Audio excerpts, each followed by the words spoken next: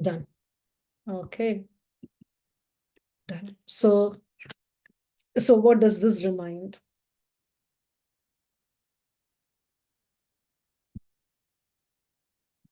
Looks like a treasure trove. Okay. So how is it related to this, especially this middle 6 chapters? Anything? So the Bhagavad Gita is considered like a jewel box, divided into 3 sections, 18 chapters, 3 sections, first 6 chapters, middle 6 chapters, last 6 chapters. The first The six, jewels. yes, we are in the jewel part now. Yeah. So Yes, thank you, bro. So the first 6 chapters is called the Karma Yoga, the last 6 chapters are called the Jnana Yoga, and the middle 6 chapters is the Bhakti Yoga. So Krishna is very smart. When we are reading a book, either we'll start from the beginning, or sometimes we think over smart and then go to the end and see what is happening. So Krishna puts the jewel in the middle. So that is the yes, Prabhu. Yes, Levin, Prabhu. Yeah, I had a question, just more of an administrative question. Are we taking the exam today? No, I think he posted in the group the exam is not today, no? Next week. Oh, okay. Okay, I wasn't okay. I didn't realize that. Sorry about that. Do you know when the test is then? I have no, that's not the thing, Prabhu, here. Okay, okay. Yeah. Okay. And I would Okay. really appreciate, because for me it is like absorption of Bhagavad Gita. Okay. Thank you so much, Levin Prabhu, for telling that. And I would like to tell now that the purpose of this study is not exam at all. Exam is just to check how much we know. So this is not an academic thing. I just want you to get absorbed in Bhagavad Gita, like understand as much as possible, because in one session in 3 hours, it's not easy to understand so much. And also that we have only 3 hours time for one chapter. Okay. So, we are talking about the jewel. Yes. So the jewel is the middle 6 chapters, which is Bhakti. Okay. Now, just this middle 6 chapters, it's all about Krishna. That's why it is special. So this these 6 chapters actually talks about the boss. Like first 6 chapters, we heard about ourselves. Who are we? What is my work? Those kind of things we covered in the first 6 chapters. So in these 6 chapters, we hear about the boss and how is the connection, all those. So the boss is Krishna. He's telling about his supremacy. Then 8th chapter, life insurance. What is the life insurance that we can take? In material world, we are taking life insurance. So how can we get that actual life insurance, going back to Krishna? And again, what is a password to have connection with Lord Krishna, to get entrance into that eternal world? So the password is Bhakti. And then the 10th chapter, Krishna speaks about his own opulences for us to know more about, and how he is there in the devotees also. Then in the universal form, Krishna shows the forms, the universal form, different forms. So in 10th chapter, Krishna is talking about his opulence, and 11th chapter, he shows his opulence. And then 12th chapter is the main chapter, key performance indicators or Krishna Prema indicators. What are the Krishna Prema indicators? Who are dear devotees of Krishna, who is very dear to Krishna, and who is very, very dear to Krishna.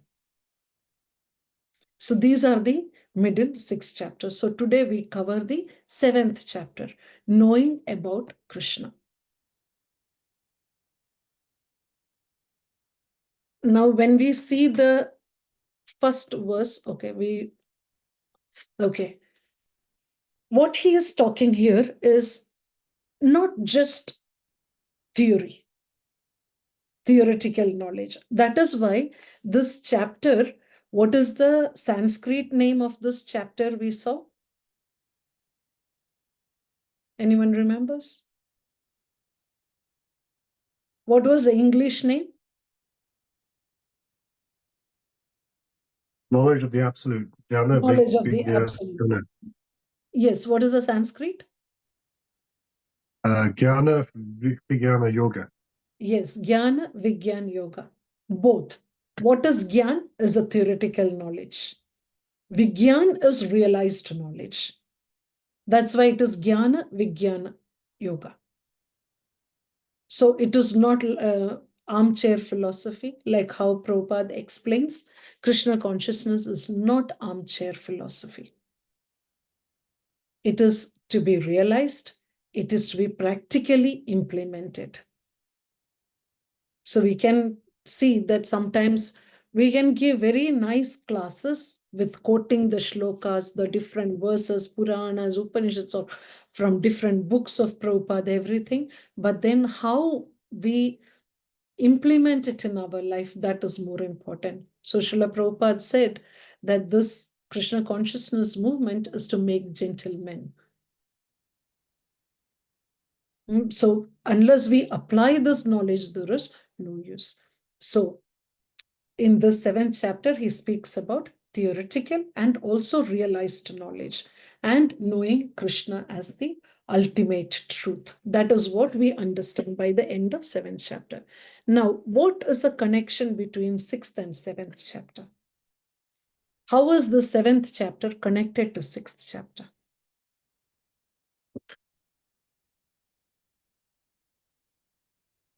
How does Krishna end the 6th chapter? How does Krishna end? What is the last verse of the 6th chapter? Yogi Nama Pisarvesam Magrantur Atmana. Siddham Bhadrati Yomam Tame Yapatmo Mata. So if of all yogis, he who is always thinking of me is considered to be the highest and Highest. united to me. I'm just summarizing, sorry. Correct. Great. Very good. Thank you. Thank you. That's good. Yeah, I like it. We are not parrots, no? So this is very good. So we learned the different yogas, the yoga ladder, karma yoga, then jnana yoga, dhyana yoga. So Krishna says, of all the yogis, who is dear to me? One who is always thinking of me. Now the question is, how do I always think of Krishna? That is a question that anyone who starts Krishna consciousness asks in the beginning. How do I always think of Krishna? How will I be always Krishna conscious? I have my job, I have my family, I have my children, I have my house, my parents, I have my pets. So many things are there. How do I always think of Krishna? So at the end of 6th chapter, Krishna is telling the highest yogi, the purpose of all yoga systems is to always think of Krishna. How do I always think of Krishna? That is given in the 7th chapter. How can we always remember Krishna? More than thinking and remembering, the first verse itself is so powerful. And if we hear Prabhupada's lectures, this first verse of the 7th chapter is one of the most quoted verses of Prabhupada. Why it is the most quoted verse? What is Krishna saying in that? Two things are there. So before we go there, I will just tell how the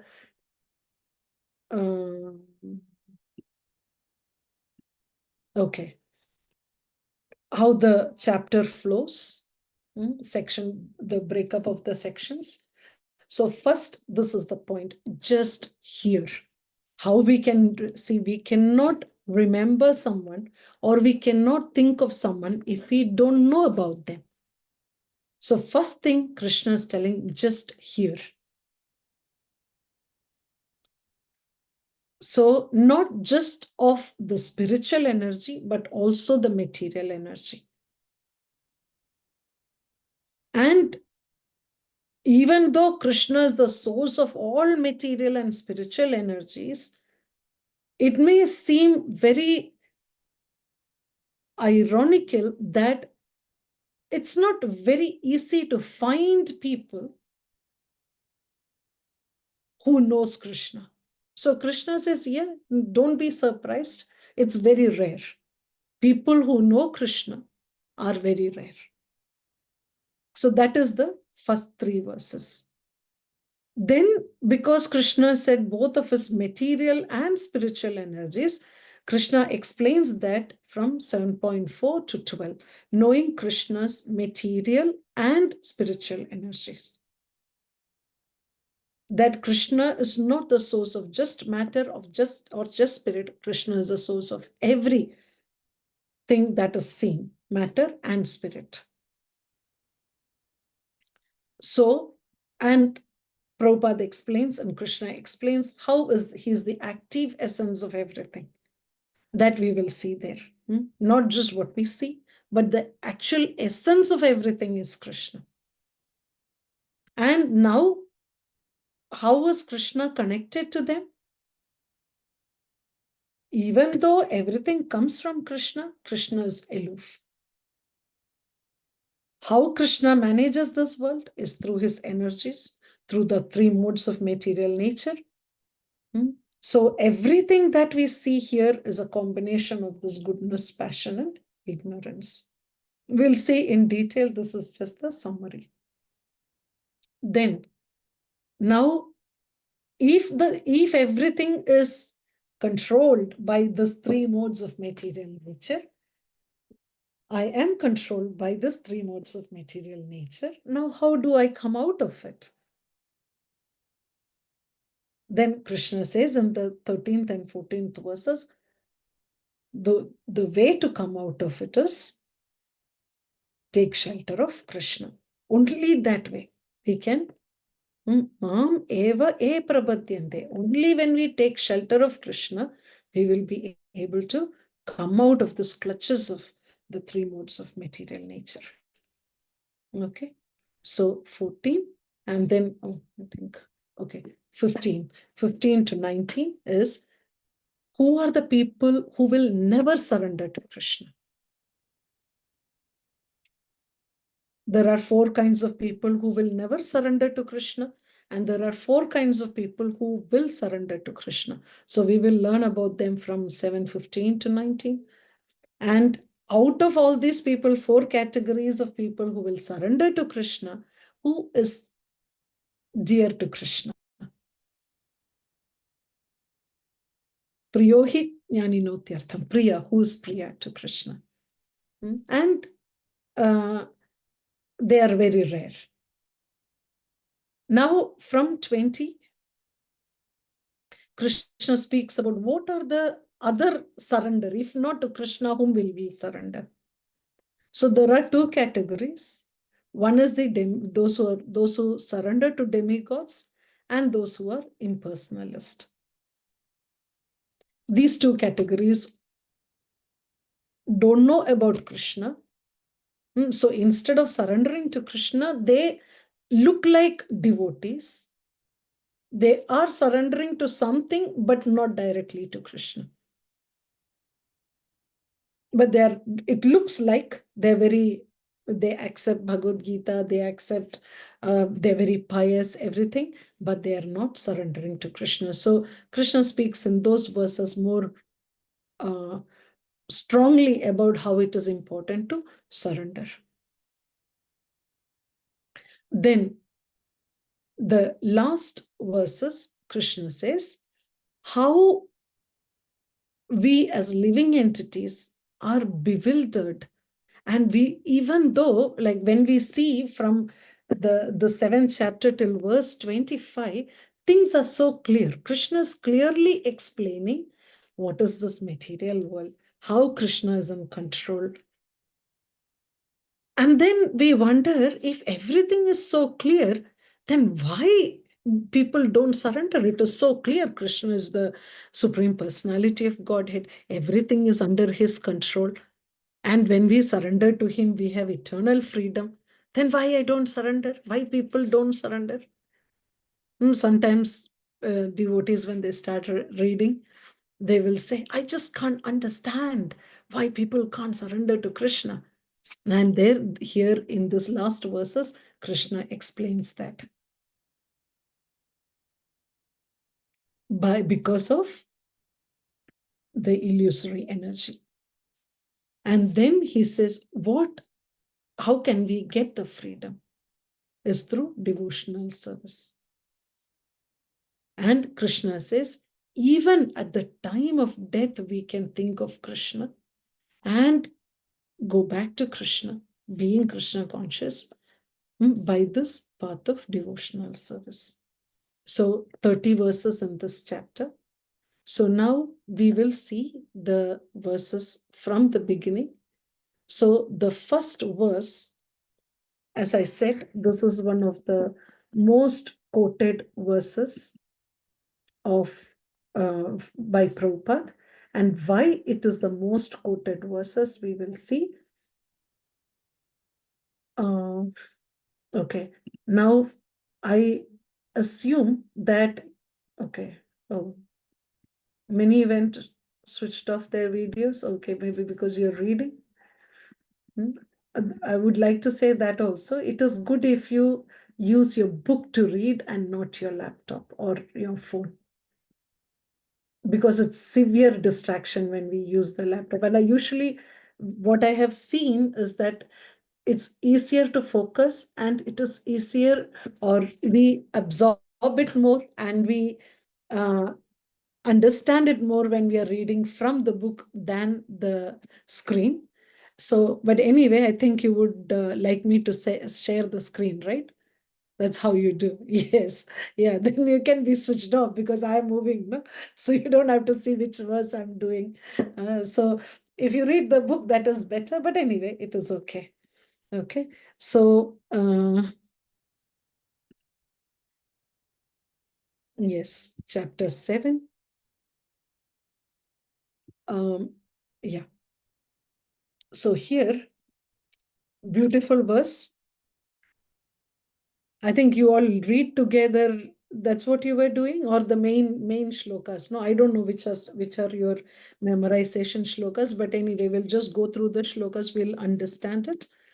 So here, Krishna says, Shri Bhagavan Uvacha, Maya Sakta Mana Partha Yogam Yunjan Madashrayah Asamshayam Samagram Mam Yadhatnyasasi Tachrunu.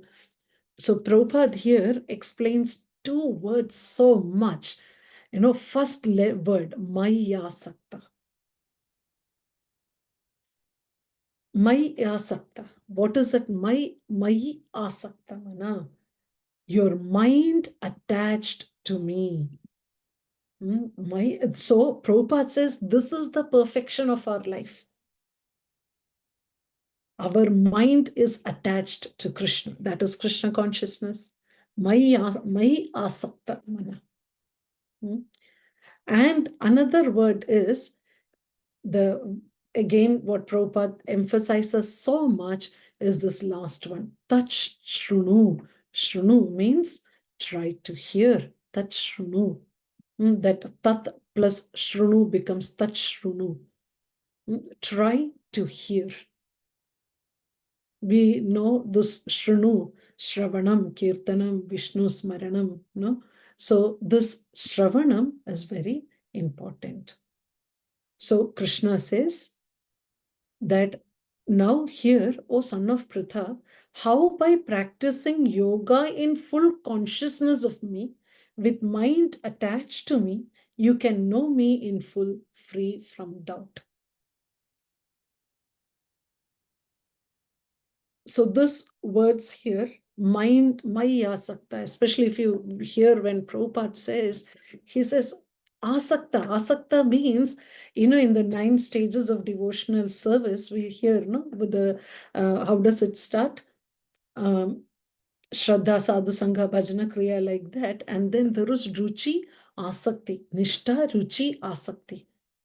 You have, I think it comes in the first chapters, you have come across it once, I think.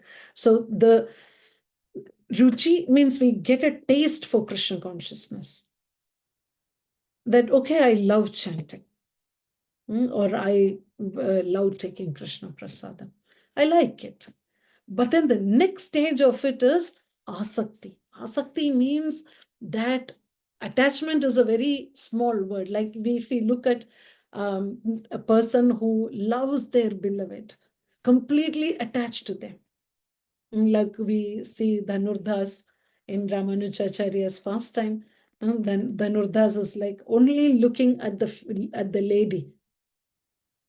He cannot look at anything else because he's completely asakta. That is asakti. So when we hear about Krishna, tat shrunu, if we keep hearing about Krishna, then we will get that attachment for Krishna. Because how can we love someone about whom we don't know anything?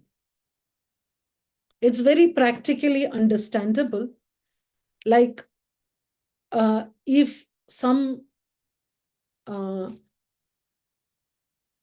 celebrity comes, if we know them, we will be like, oh, wow, like that. And if we don't know the person, we just don't know. You have experienced that. Sometimes, we hear about someone and we say, oh, who is that? It just doesn't matter. But for someone else, it's a big thing. So this, because they know about the person. So similarly, unless we know about Krishna, we will not get that asakti. That asaktamana is not possible. So that's why Prabhupada says that hearing is important. Krishna is also telling here, tat shrunu, hear about me. Then we will have that attachment. Yes, Sachikumar Prabhu? I'm just curious, Mother, and if you don't want us to ask questions while you're doing, then that's okay It's as okay. well. But No, there was one, as long as it is related to it, no problem. It yeah, should there was one, help devotee, Mm. because you mentioned about celebrity, and I said, oh, I think I saw you on the TV. Mm. And I said, hope you don't mind me asking. And he said, oh no, actually, I prefer when you don't know. So it's a Yes, little different point, but correct. sometimes maybe that can also get in the way of the relationship. Yes, of course. That is a different topic altogether. That explains the nature of the material world. A person works so hard to get that stardom, and when they become the star, then they feel like, okay, no one should know me. They don't want anyone to even know them. That is just the nature of the material world. If we hear Prabhupada's pastimes, Prabhupada memories, Dhananjay Prabhu tells about John Lennon. John Lennon had this bubble thing. You've heard about that bubble thing? They had a bubble. So they have something where no one can see them. So when they go for the events, they go in that bubble. And there was one devotee who had the similar voice as John Lennon. Then he used to go in the bubble because anyway, no one knows. So he was telling how that connection, then yeah, it's very nice how Dhananjay Prabhu explains. So yes, your point is valid, Prabhu. Very nice. That is the material world.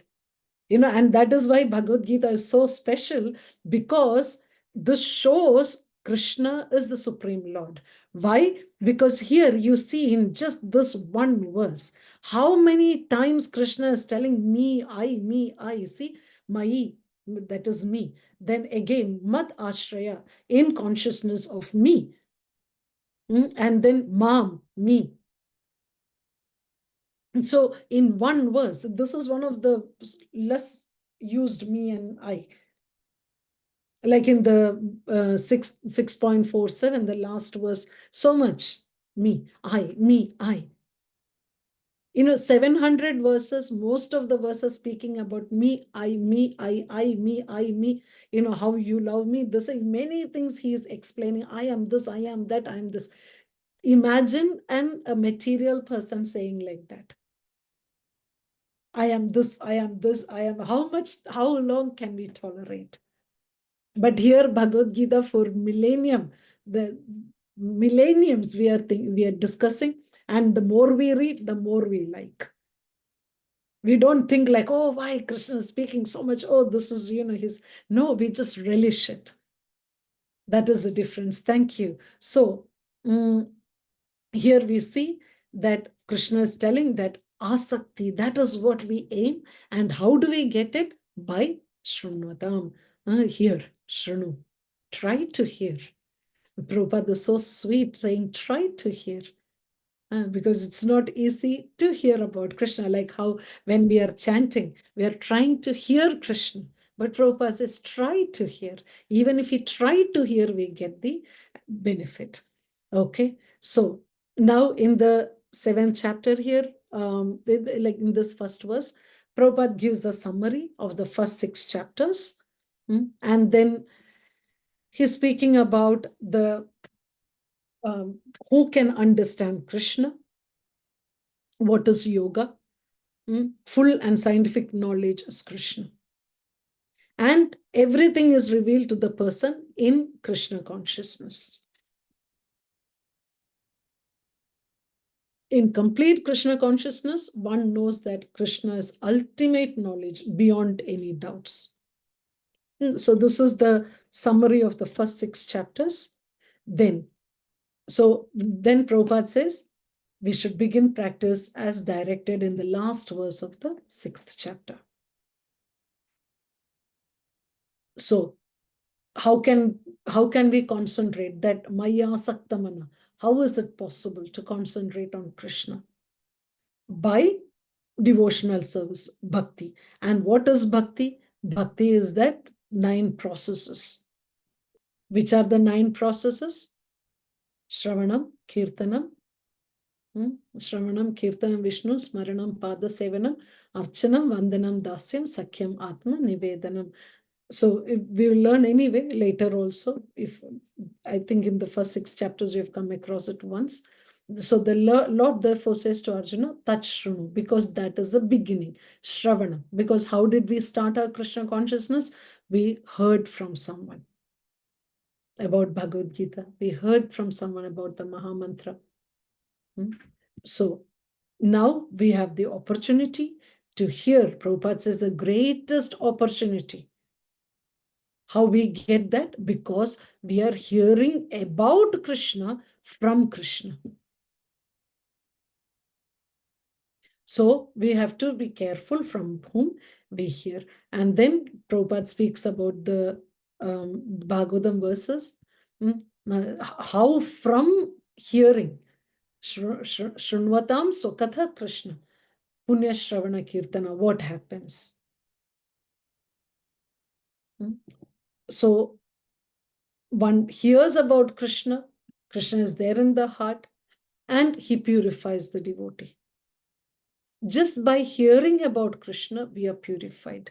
We know more about Krishna, and this is very good meditation for Janmashtami, because Janmashtami, Janma means birth, Janma Ashtami, the Krishna's appearance.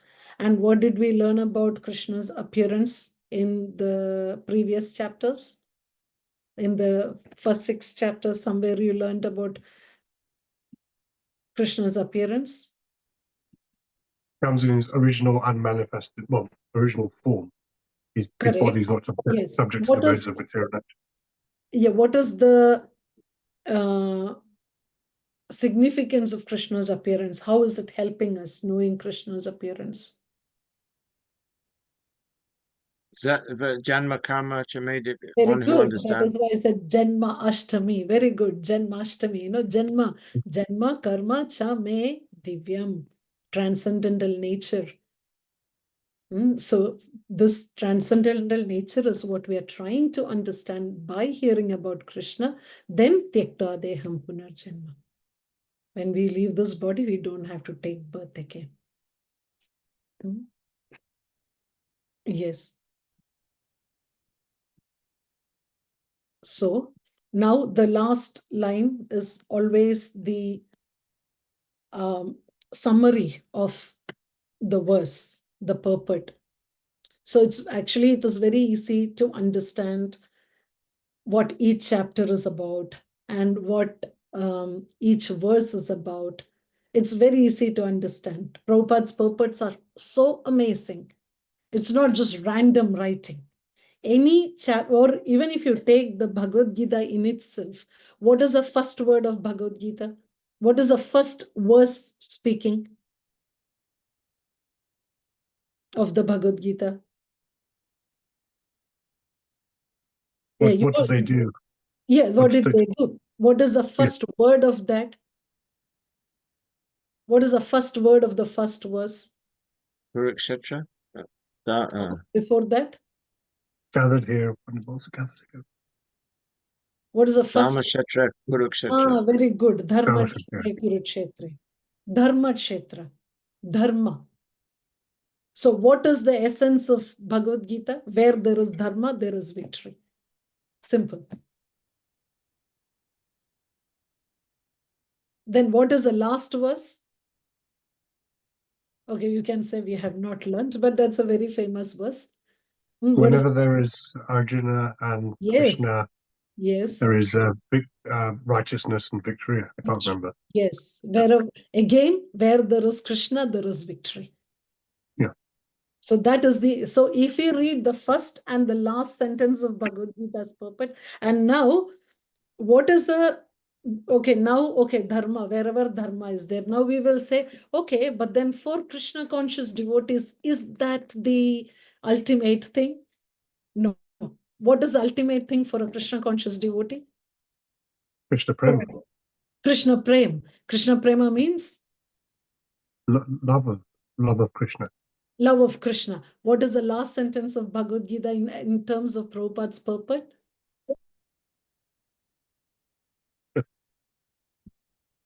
This is amazing what Prabhupada says about Bhagavad Gita, chapter 18. Okay, here this is the verse, wherever there is Krishna, there is, and what is the last?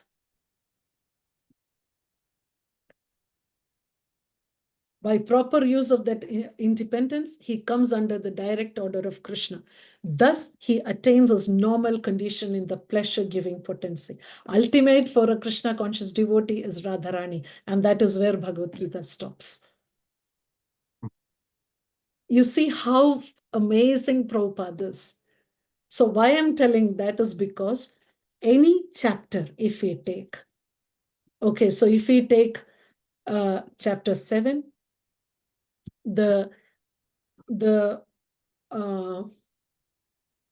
if we take the last sentence, or if it for a chapter, we just read the first paragraph and the last paragraph, or first paragraph and the last paragraph of the chapter, you will know what the chapter speaks about. See, he's given the summary. What is 7th chapter? Nature of Krishna consciousness is fully described. Krishna is full in all opulences. How he manifests such opulences is described herein. 4 kinds of fortunate people who become attached to Krishna. 4 kinds of unfortunate people who never take to Krishna are described in this chapter. So just by reading the first paragraph, we know what is there in 7th chapter. Beautiful, no? Now we go down and then see the last verse. Okay, sorry. Yes. What is the... yes, so here, if we read the last paragraph, many subjects have been described in this chapter.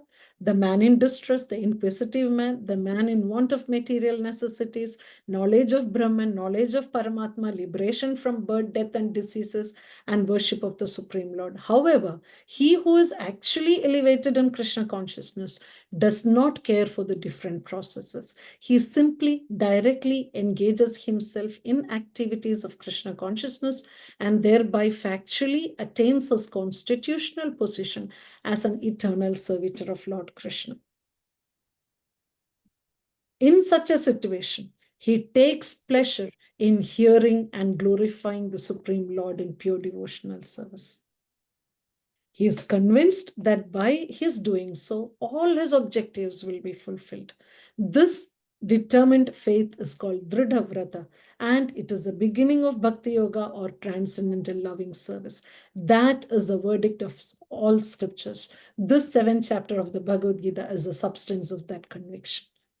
You see, when you read the first and last paragraphs of the chapter, we understand what is the chapter all about. We cannot think of a spoon feeding better than what Prabhupada has given. In a capsule. Oh, you don't have time. Just read the first paragraph and last paragraph. Now, again, I'm sorry, I have to go to the first one. Now you take any verse. If we take any verse, read the first and the last line, or especially the last line of the purport, we understand what is the essence of that verse. What is the essence? Only by hearing from Krishna or from his pure devotee or his devotee in Krishna consciousness can one understand the signs of Krishna. One sentence, this is the summary of the first verse.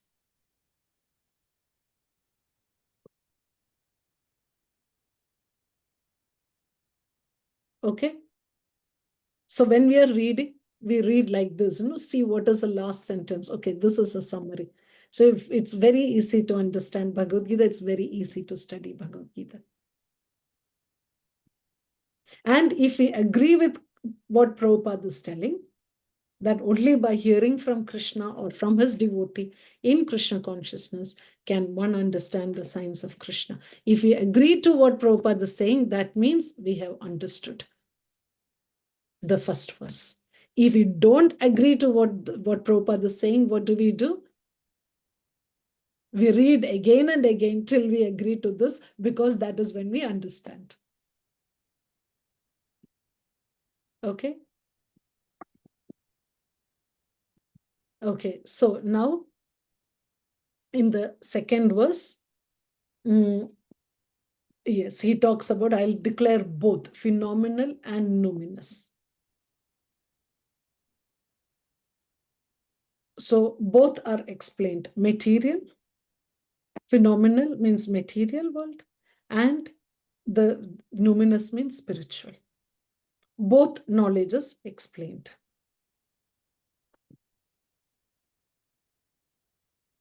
Then once we know both, see, when the cause of all causes becomes known, then everything knowable becomes known and nothing remains unknown. We just understand both are coming from Krishna. Then now, rare. How rare it is? Out of many thousands among men, one may endeavor for perfection. And of those who have achieved perfection, hardly one knows me in truth. So that's a third verse which tells that it is very rare. Out of thousands, only one may even endeavor to know about Krishna.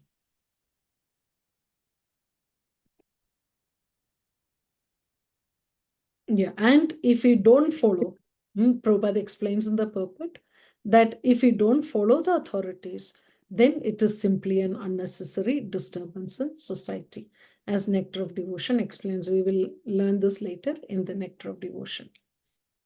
Okay, and so why it is very rare? Why it is rare, or people only out of thousands? See here Krishna is telling that one may endeavor. Out of those who have achieved perfection, hardly one knows me in truth. Why only hardly one knows me in truth? Because the success doesn't depend on us. What does it depend on? How much Krishna is revealing. That is the difference between other yoga systems and Bhakti yoga. Other yoga system, it's our own endeavor. With our own endeavor, where is the maximum we can reach? By all the yoga processes, everything, where can we reach the maximum? Can we go back to the spiritual world?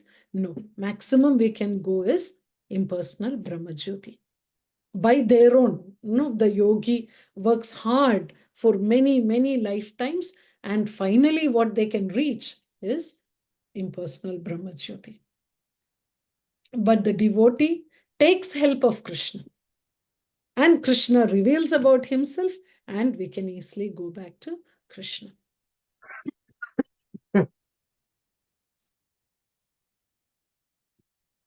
So that is why it is very rare. Why?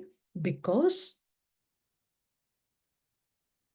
without practicing Krishna consciousness, and for practicing Krishna consciousness, we need to let go of that ego that I will achieve on my own, because on my own I cannot reach Krishna.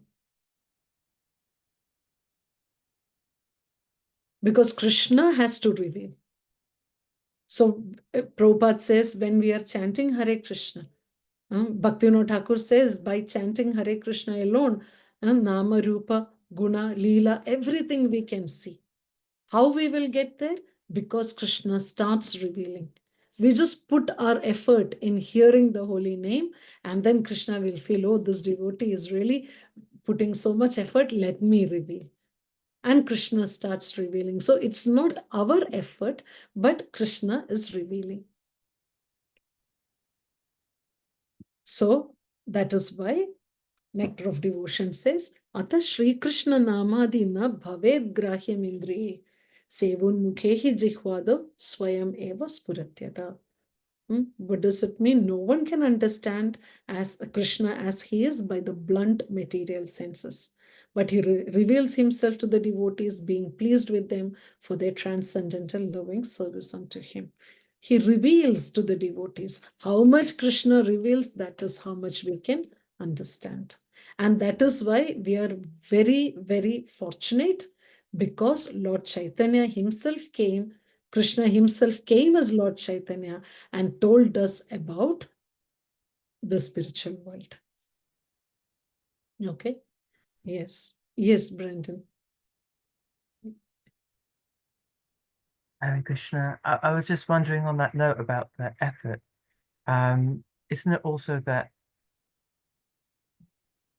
we need to make some effort, though, to Yes, we have to show put our sincerity, all effort. but that it's not. But it is what you're saying is it's not dependent solely upon our effort. It's not like we will earn bhakti, but through our effort, but through our effort, we can somehow and then we get the mercy that way. Correct.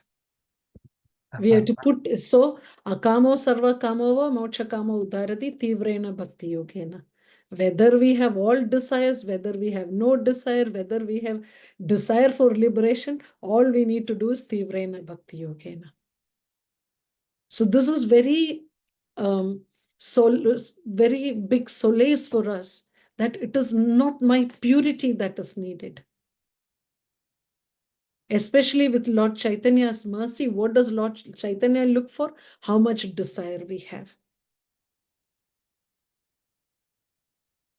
That is why Bhagavad Gita is a very important personality development book or character building book also. Because we are always thinking about, oh, I am so bad, I'm so this, I'm so that. Just doesn't matter. Just try and Krishna will be pleased. Krishna is looking only at the effort and not at the result.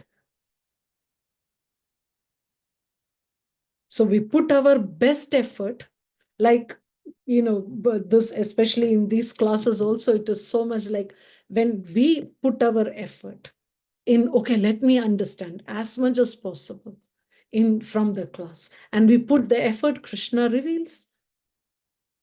But if you are multitasking, we don't get. Same with japa. We are doing multitasking japa, Krishna, we won't get Krishna at all. like we may get for whatever effort we put, yadhamam prapadyante. So it doesn't matter how pure we are, because we put up our effort and Krishna makes us pure. But what about, for example, in pastimes with Srila Prabhupada with his devotees, say like when they were trying to build the temple in Vrindavan, Prabhupada was often chastising his disciples for not, well, at least to my material vision, not producing a certain result. So Correct. in our spiritual life, isn't the result sometimes important as well? Actually, the spiritual master is just trying to engage the devotee. Wow. Okay, and actually Prabhupada in Vrindavan says, everyone is appreciating Surabhi, but I am always chastising.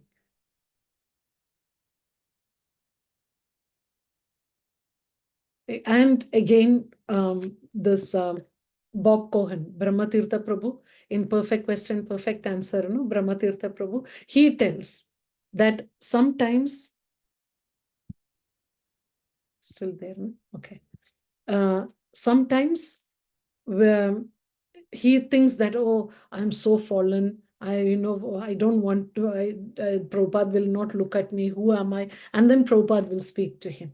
And sometimes he thinks, oh, Prabhupada will today definitely speak to me. Prabhupada will not even look at him.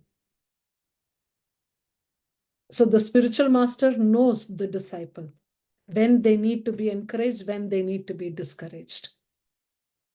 Like the first London Rath Yatra, Shyam Sundar Prabhu put so much effort building the Rath Yatra cart, and they started, and in less than 100 feet, the chariot collapsed before it started, and they had to carry Jagannath Baldev deities for the rest of the procession. But Prabhupada didn't chastise Shyam Sundar Prabhu. Prabhupada said, it's good in one way, because the Indian community will feel sympathy and will help you. And when that time the temple president, the leader was Mukunda Maharaj. When Mukunda Maharaj wrote to Prabhupada, Prabhupada chastised him, saying this is called common sense or something. It's not, you're fallen, but you don't have common sense, something like that, quite strong. So Shyam Sundar Prabhu says, Prabhupada never chastised me, because he knew I won't be able to take it. So we don't understand the how these things work. But they look at, it's a completely transcendental, So that's why Krishna also. And that is very important in our spiritual life.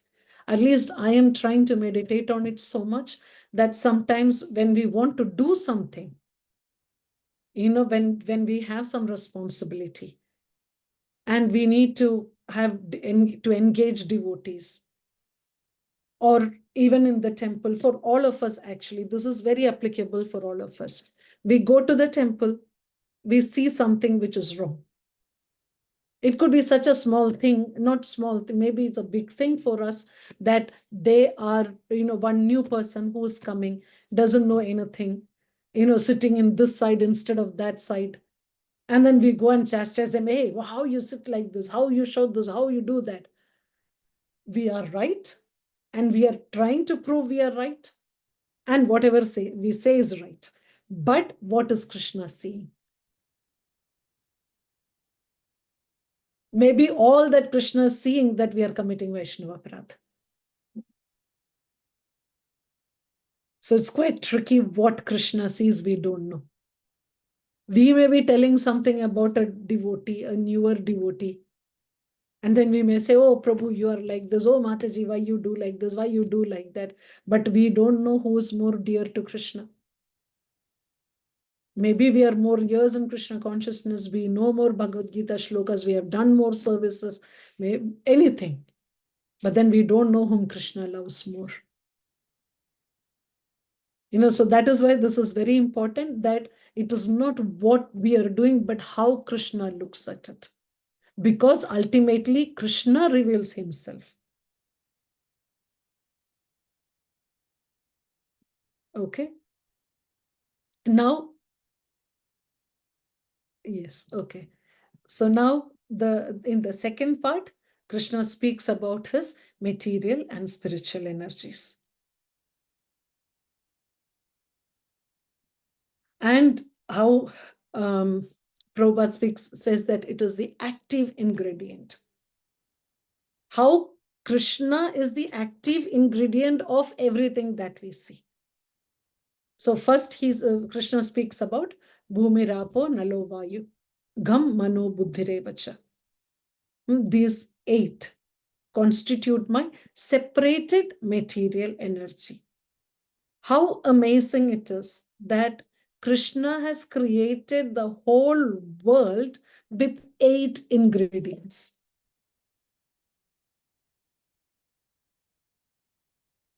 Anything in this world we see, it is out of these 8.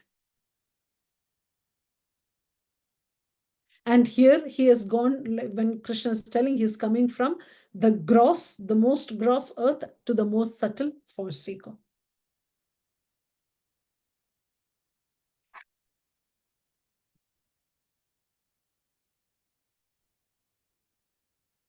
Yes, Prabhuji. Sachikumar Prabhu. Hare Krishna, Mother. I've heard this. Before. Earth, water, fire, air. For some reason, this morning when I'm hearing it, I'm thinking, but even in the chemistry lab, we're going to be given a periodic table, Yes. and it breaks it. So I'm wondering how does that work, or is it that some groups of those elements, those things in the periodic table would make up earth or water? Yeah. Or Yes, it's a combination. No, yeah, like if you say hydrogen, it is just air. But mercury will be possibly earth and water, I don't know. Scientists, because they are under influence of Maya, they're just subdividing themselves. Yeah. Thinking that they are finding more and more, but they're actually just looking at the same stone in different ways. And that's Krishna's Maya, not allowing them to penetrate. See the overview of what's going on. Yes.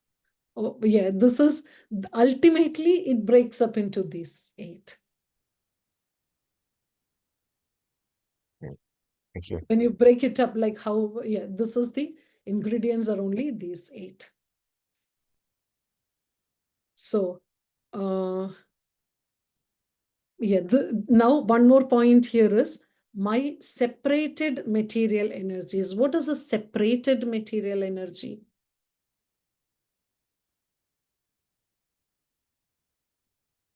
What is meant by separated energy? Example of separated energy? Yes, Brendan, you want to say something? I was maybe thinking maybe the sun rays from the sun. Yes, very good. Yes, that is a separated energy. Is like Prabhupada gives the example of milk and cow. Milk is a separated energy of the cow. I don't know. Somehow when I heard that, I thought, okay, now I understand what is separated energy, milk and the cow. So, yes, so this is separated material energy. We will see later how Krishna says, I have nothing to do with it. Everything came from Krishna, but aloof.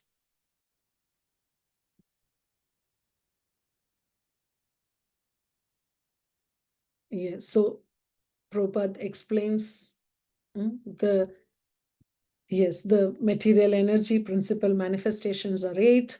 Out of these, the first 5, earth, water, fire, air, and sky, are called the 5 gigantic creations or gross creations, within which the 5 sub. So from here, he comes to the 24 material elements. How the Mahatattva from the 8, then therefore from the 8 separated energies of the Lord are manifest the 24 elements of the material world, which are the subject matter of Sankhya atheistic philosophy.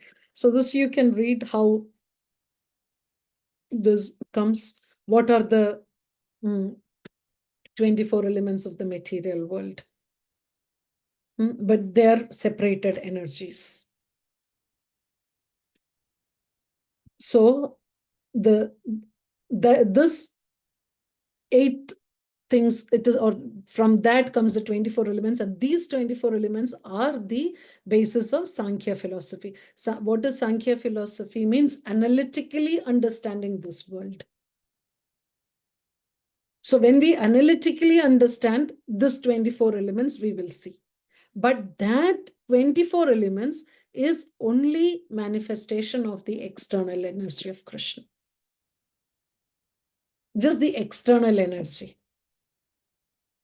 Like the cow and the milk. Milk, cow gives the milk, and after that, done.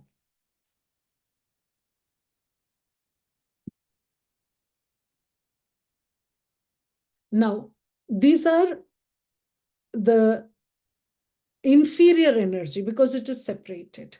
Now, superior energy. What is a superior energy? The living entity. Living entity is the superior energy. Why? Because the inferior matter is inert. We know that, no? It is inferior because it is inert. Like Prabhupada says, if you put a car in one place, after 100 years also, it won't move unless the spirit's soul touches it. So the material energy is inert, but the spiritual energy is what makes the world moving. The energetic. So the controller of all these two is the Supreme Lord. So here we can see when you do Bhakti Vaibhav later, learning Bhagavatam, we will Bhakti Vaibhav, Bhakti Vedanta, 10th canto, then we will know more about these. And that is why we will see that in Bhagavad Gita, Prabhupada quotes a lot from Bhagavatam, because Bhagavatam gives the explanation. This 24 elements in this material world, everything so beautifully explained in 5th canto also. And then when you take Bhagavatam, every purport is, there is a reference for Bhagavad Gita. Like how Krishna says in Bhagavad Gita. Why? Because Bhagavatam is that explanation of what is there in Bhagavad Gita. Okay. So the superior energy, the living entities are the superior energy. So now the, what's that? Okay. It is either material or spiritual. Now this superior energy, the living entity, is, we know, equal in quality, but not equal in quantity of power. So the last paragraph is explaining about what is the difference between, so we may think, oh, I am superior. Okay, I am superior as a living entity. I'm superior to inert matter, but are never equal to the Lord in the quantity of power. We know the example of ocean and no drop of ocean water. No? What other examples? Fire. Then gold.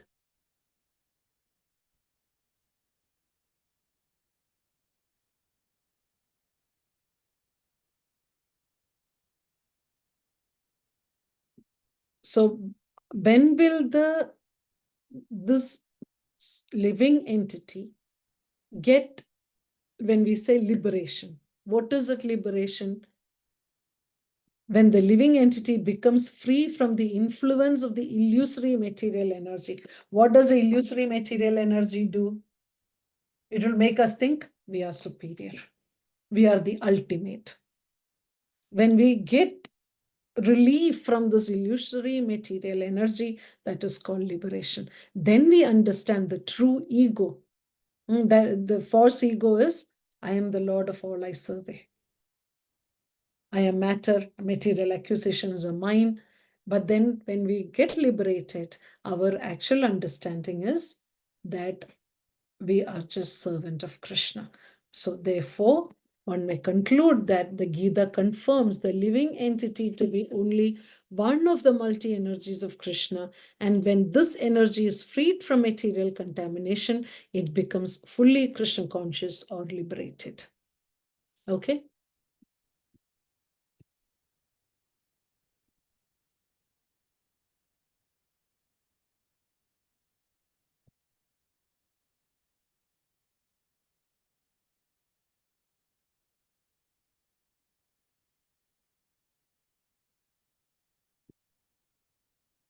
How are we in terms of able to follow?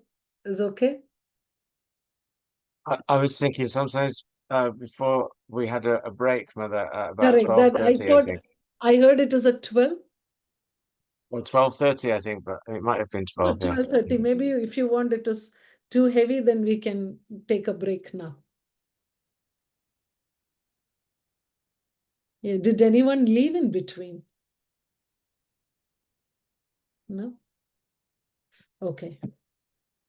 Do you want a break now? We can take a break, but not for so long. 5 minutes, okay? I think Murli Prabhu was giving 15 minutes, huh? Yes, at 12:30, I think. Yeah. Do you want 15 minutes break? Really? Thumbs 15 up minutes? there. Okay. Okay. But okay, otherwise,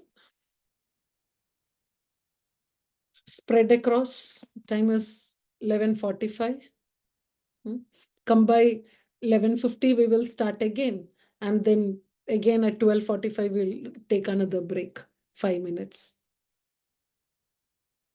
Yeah, because now it is how much time? Oh, 1 hour, 15 minutes, no? Yeah, we'll take a break for like 10 minutes maximum. Otherwise, we won't. For me, it is okay. That much we will run, no? Yeah, how many of you read before coming the chapter? Yeah, if you read, it will be easier.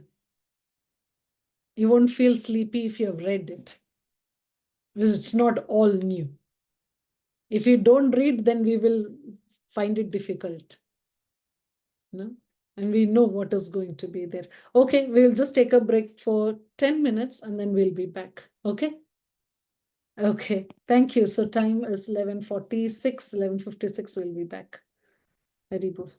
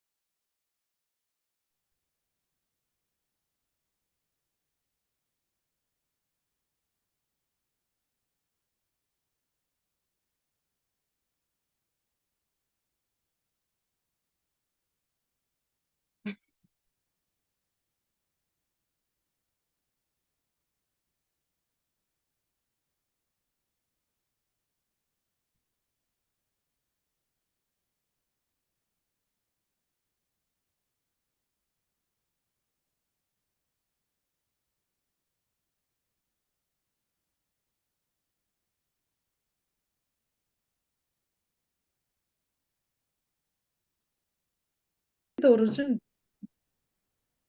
sorry, origin, not only origin, dissolution is also Krishna. And okay, let's go. Okay.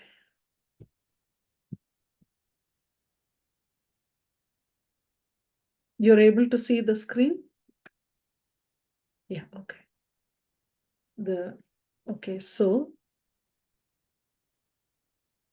Both are Krishna. That is the gross, subtle, and everything is Krishna.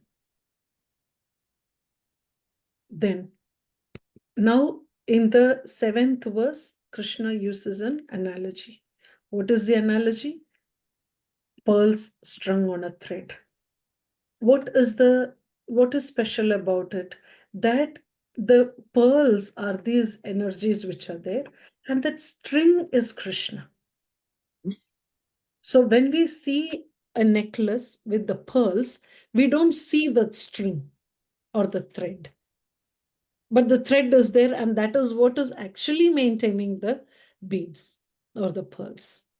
So the same way, Krishna is there in everything is maintained, created, maintained, destroyed, everything because of Krishna, but we cannot see Krishna.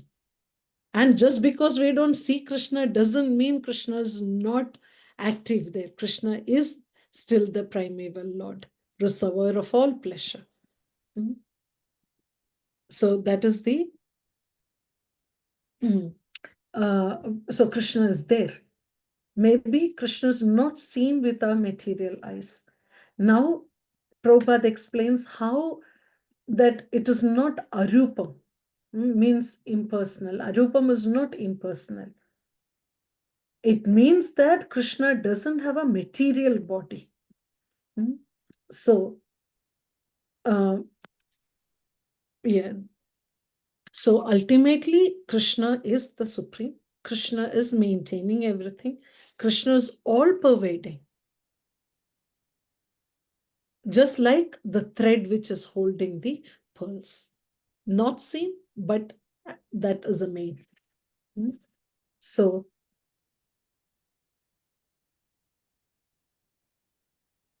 then from 8 to 12, yeah, how explanation more of how Krishna is the source. Here, this is beautiful. Prabhupada again says, if we just understand this one line, our life is successful. What does it say? Rasoham apsu kaunteya. Prabhasmi shashi surya. So rasa, the translation is, I am the taste of water, the light of the sun and the moon, the syllable Om in the Vedic mantras, and the sound in ether and ability in man. So the taste of water, Prabhupada says, if a drunkard is drinking alcohol thinking the taste of this alcohol is Krishna, he has perfected his life. He's Krishna conscious. No? So the taste of water. So here the point to understand is the taste of water is the active principle of water. So what is quenching our thirst is Krishna. And that pure taste of water, because we don't drink seawater, Prabhupada says we don't drink seawater. So this pure taste is one of the energies of the Lord. So the difference here, impersonalist perceives the presence of the Lord in water by its taste. And the personalist also glorifies the Lord for his kindly supplying tasty water to quench man's thirst. So the difference in the way we perceive. Like we appreciate a painting, but we don't think who is the artist. That is the impersonalist way. But the personalist is, or the devotee is glorifying the artist more than the painting. How great the artist should be to create such a painting. So when we are drinking water, we just appreciate Krishna and we are Krishna conscious. See, now the connection with 6th chapter starts, like how Krishna is telling perfect yogi is someone who is always thinking of me. How we think of Krishna, because every day we drink water. But when we are drinking water, that taste of water, we are thinking, Krishna, thank you, Krishna, for giving me this water. Actually, we think of when we just think of this water alone is such an amazing creation. What will we do if there is no water? We cannot survive at all.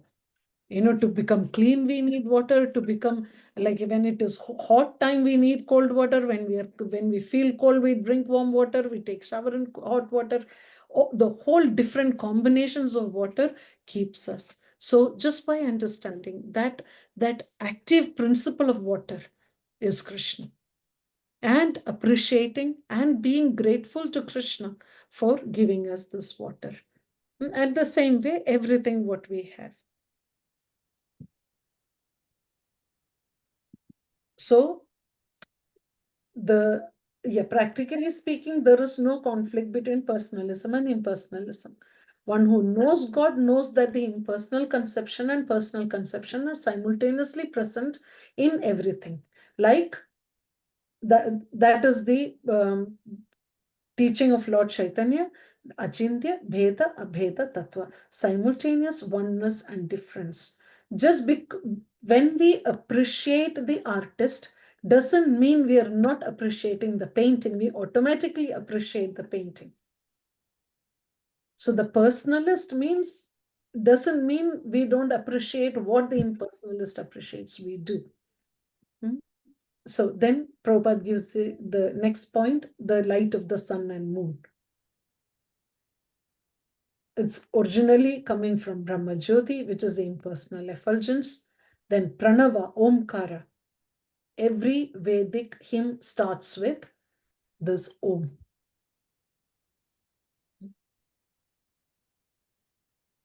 Any Vedic, Rigveda, or any Samaveda, any Vedic mantra starts with Om. So that Om, Pranava, is the Supreme Lord. It's addressing Krishna. And Prabhupada says this Omkara is completely present in the Hare Krishna Mahamantra.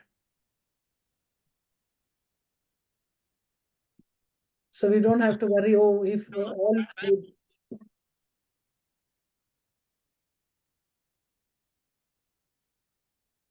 all Vedic mantras start with Om, why are we not saying Om Hare Krishna, Hare Krishna? It's not needed.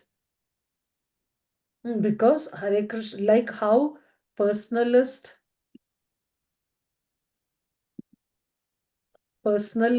is appreciating the Brahma Jyoti also, the same way when we are chanting Hare Krishna, it's already, the Om is already there. Okay, now text 9. 9 is original fragrance of the earth. This is also beautifully explained. Like, what is a fragrance of the earth? How it is that fragrance is the active principle of earth, like the taste of water. Or heat in the fire, life in all that lives, and I'm the penances of all ascetics. What does it mean? How do we understand this fragrance of the earth? We can understand fragrance by, suppose you any flower, or you have this dahlia or something, it has the bulb. And you put that, this dahlia bulb doesn't have any fragrance, or the rose. Put the rose stem or the root doesn't have any smell. But then how is it that the rose that comes out has a smell? That smell is a fragrance of the earth. Is that clear? No. Yeah, okay. So this is an example that Prabhupada gives, that the root doesn't have the smell, but then the flower which comes out has got the smell. So that is the active principle of earth. Like that, heat in the fire, life of all that lives, penances of all ascetic, because ascetic means their main thing is the penances. So that is Krishna. Then Again, another next one is original seed of all existence, intelligence of the intelligent, and proverb of all powerful men. That is also Krishna. Then strength of the strong, sex life, which is not contrary to religious principles, O Lord of Bharata. So these are all Krishna. Now, 12, I think. This is the 12 is a summary. Knowing that all states of being, be they of goodness, passion, or ignorance, are manifested by my energy. So this is a summary that everything is manifested by Krishna's energy. Krishna is there in everything, but he is independent. Krishna is not under the modes of material nature, but the modes of material nature are within Krishna. So that's the conclusion of the next section, which is the verses till 12. Then from 13 and 14, Krishna speaks about the three modes of material nature and connection with Krishna, how we can come out. Because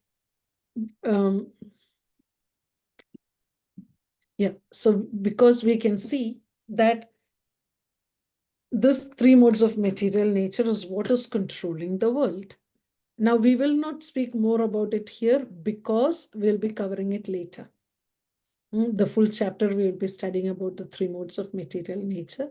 But here we just understand three gunas: goodness, passion, and ignorance. Guna means also, another meaning of guna is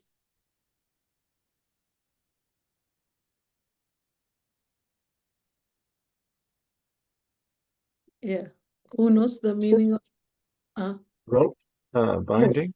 Yes, rope. So that's why it is just binding us to this world. So guna means rope also. Guna means quality also. So goodness, passion, and ignorance, modes of material nature. We'll study this later. This is why Bhagavad Gita, because this Arjuna is like a like king who has all the knowledge, everything. So Krishna speaks this way, that way, we know everything. But for us now, it is difficult to follow because we are not in the level of Arjuna. No? Then.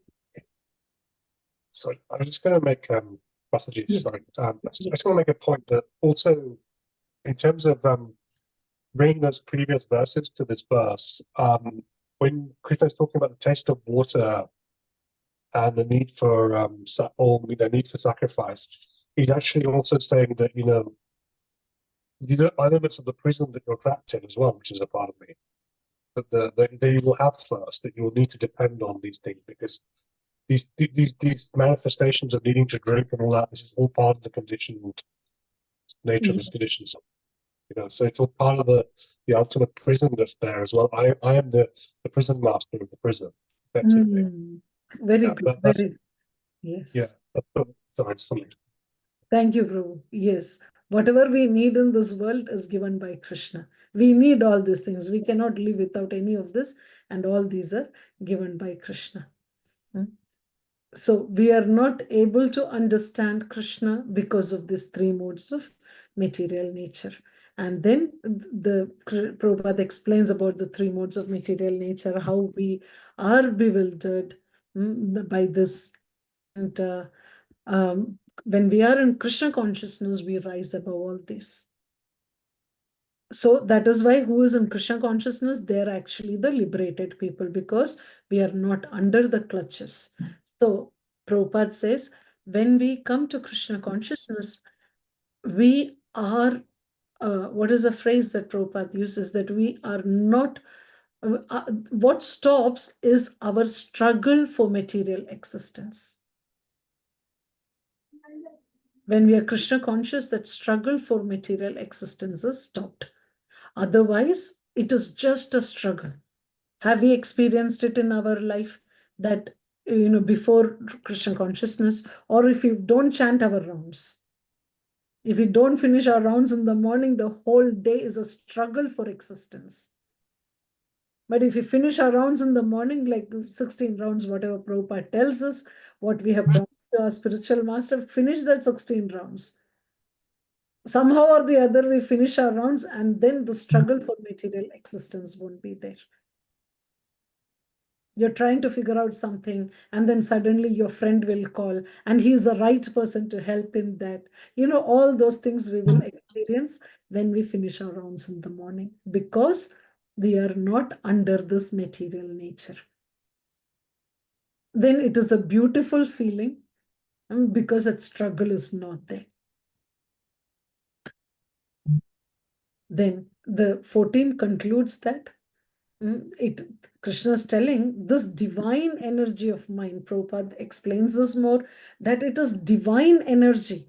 Material energy is not like material as such. It's up to us how we see it. So Krishna is telling this is divine energy. So everything from Krishna is divine. So Janivas Prabhu was telling once, it was very apt for London, because he'd said this in Soho. He was telling that when we look at the world, we look at it like, who is a controller? Who is the Lord of this place? And then we think, yes, Krishna is the Lord. Which Krishna? Which Krishna is the Lord of all which Krishna is the Lord of London? My worshipable Radha Londoneshwara is the Lord of London. See how we connect? Who is the Lord of London? Krishna. Which Krishna? My worshipable Lord. That's how that personal connection comes. So, yes, this material nature looks very insurmountable, impossible to overcome. That's what we think. Oh, how this can be. But those who have surrendered unto me can easily cross beyond. So that the verse is the calf's footprint, how this big material ocean looks like a calf's footprint, like when a calf walks and there is a hole on the earth, how much ever it can make, and during rainy season there's some water in that puddle, and then how easy it is for us to cross. That much easy it is to cross this material ocean for a devotee. But for a non-devotee, this looks very vast. How is it? We fix one problem, another problem comes. If it is in the material, if we are in the dealing with the material energy directly. But if we deal with the material energy through Krishna, then Krishna is the controller and everything is easy.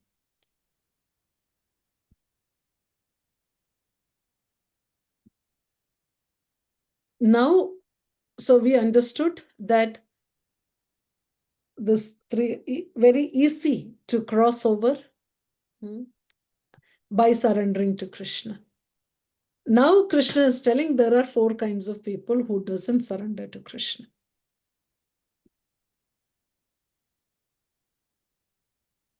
Those miscreants who are grossly foolish, who are lowest among mankind, whose knowledge is stolen by illusion, and who partake of the atheistic nature of demons, do not surrender unto me. These 4 categories. So what are they? First one is a grossly foolish. What does it mean, grossly foolish?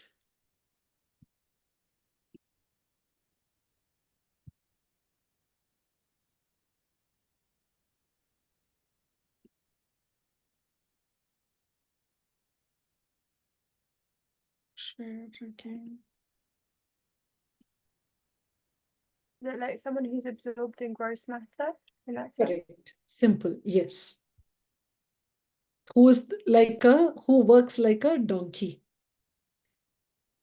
What is the example Prabhupada gives about the donkey? What is special about this donkey? It will work really hard and then it'll be satisfied with going to the she donkey. Yes. One. And then it gets kicked by the she donkey. Yes, but still looking for that sense gratification. Now, what is the donkey working hard for whole day? What does it get at the end of the day? Food. What food does it get? Does it get like ice cream and cake and gulab jamun? No. What does it get? Straw. Yeah, just grass. Such a big workload whole day, and what it gets at the end of the day is some grass. And Prabhupada says all it had to do is turn this side, that side, grass is everywhere. And some water. That's all that it gets at the end of the day for that whole day carrying this load. And that is a materialist. They work so hard, like how, what is it that one guy was sitting on the, like there on the beach and then looking, and he's a village person, he's sitting there, and then this big industrialist come and sits next to him and say, oh, what are you doing? Oh, I'm just sitting. What do you do? Nothing. And then he asked him, oh, no, no, no, you should do something. And he says, okay, then what do I do? Okay, you go to the city, do some job, and then what do I get? Okay, then you will get some money, and then you can have, then you can start your own business, and then you'll do that. So many, you can make so much money. And then what do I do? And then you can come to the beach and sit. And he says, that's what I'm doing now. You don't have to go all those things to go and sit in the beach. Once we were going through some village, and then the devotee who was driving, he was saying, I wonder what these kids and what those people in the village will be thinking, because it's so beautiful village. They have everything natural and all those. So I said, yeah, they are thinking when they can go to the city. When we look at the village, we think, oh, wow, this is so nice. And the village person thinks that, okay, oh, wow, you travel in the underground train. Oh, wow, that's so amazing. And when we are here, we just don't want to travel in the underground train because it's so congested or whatever. See, always we are looking at the other one. So that is the donkey. Work so hard whole day to get some grass and some water, which is freely available.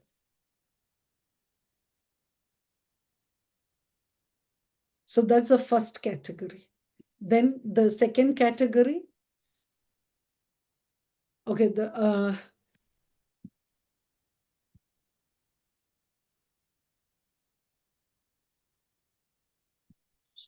what is second category? Naradhama. What is Naradhama? Means lowest of mankind. What do? They will have all facilities for Krishna consciousness. They will have all facilities, but then what do? They don't want to take up Krishna consciousness. Like one example Prabhupada gives us Jagai and Madhai, born in a Brahmana family, then get into all sorts of nonsense. That is the lowest of mankind.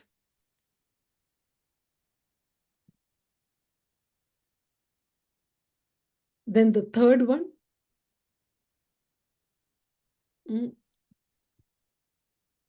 yes.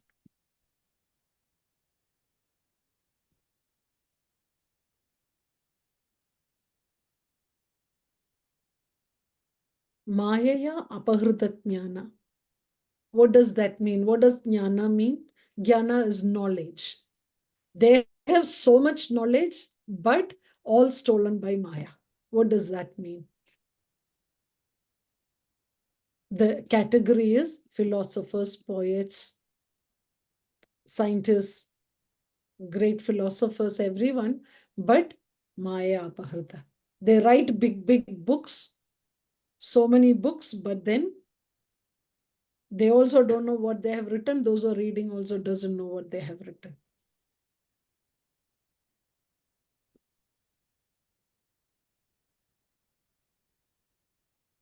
That is the Mayaya apahrita jnana. Apahrita means stolen. They have got so much knowledge, but all stolen by Maya, of no use. So they don't accept Krishna. Doesn't Krishna also call those who worship demigods Apritagyan, is it? Yes, yes, yeah. But they do it in the wrong way. Mm. Yes, very good. Okay, then the last one is Asura. Asuram Bhavam Ashrita. Asuram Bhavam means they're just atheistic. Very outrightly denies Krishna. Denies Krishna. That's what does the atheist say? They don't say God doesn't exist. They say, I don't accept that God exists. Which means God actually exists, but I don't accept. That's as a demon. That demoniac mentality is the Asuram Bhavam. I was asking one girl about, I said, oh, you should try reading the Bhagavad Gita. Then he said, no, I don't accept God. I said, why? And then he says, self-confidence, maybe. No, then I said, okay, we will wait till the next time you have to go to the toilet to see your self-confidence. No one can control anything, but still we think we are great.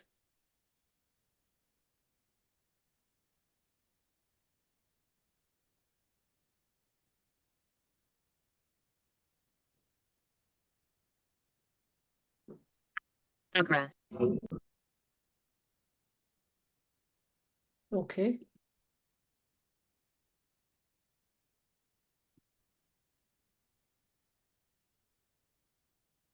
So these are the 4 categories of people. Gross foolish persons, the lowest of mankind, the deluded speculators, and the professed atheists. These 4 people never surrender to Krishna. And then Krishna says there's another group opposite, Chadurvidha Bhajantema. 4 types of people surrender to Krishna. Sukriti, because they have done pious activities. Jana, Sukriti, no Arjuna. What are those 4 categories? Artho, Jitnyasur, Artharti, Jnanicha, Bharadarshabha. The distressed, the desirer of wealth, the inquisitive, and he who is searching for knowledge of the absolute. These 4 categories. What are these 4 categories mean?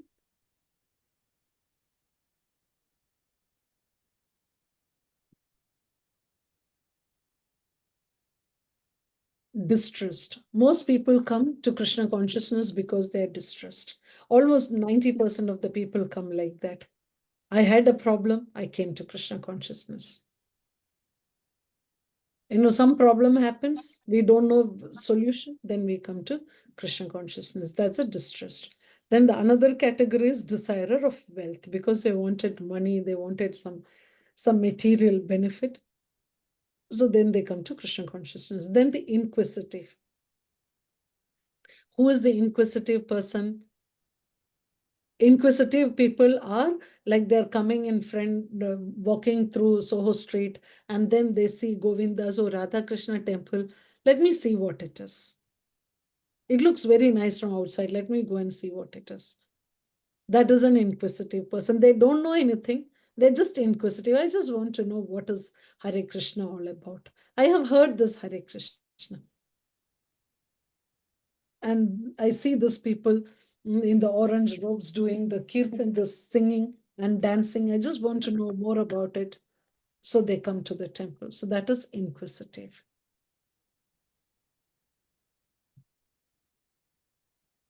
And the last one is Jnani. Jnani is who's searching for knowledge. What is the difference between inquisitive and the Jnani? Okay, I will call the name 1 second. Harini, what is the difference between the Jitnyasu and the Jnani?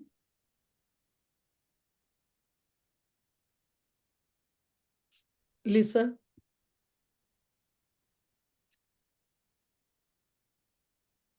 So, Mataji, could you repeat the question? What is the difference between inquisitive and the Jnani? Inquisitive is Jitnyasu, is the inquisitive, and Jnani is one who is searching for the knowledge of the absolute. What is the difference between these two categories? Because someone who is searching for the knowledge of the absolute also is inquisitive, no? Yeah, What is but this? one doesn't know. Yeah. So that's the difference then, yeah? Correct. One knows, the other one doesn't. Who knows and who doesn't know? The Jnani knows. Very good. And the inquisitive? They don't know. They want to know, but they don't know. They don't know. Yeah, they have no idea about anything. They're just finding out. But here, he is already accepting Krishna. He knows the absolute, but he wants to know more about the absolute. That is a Jnani. Very good. Thank you so much. So what are the examples of these four categories? Who is a distressed who went to Krishna?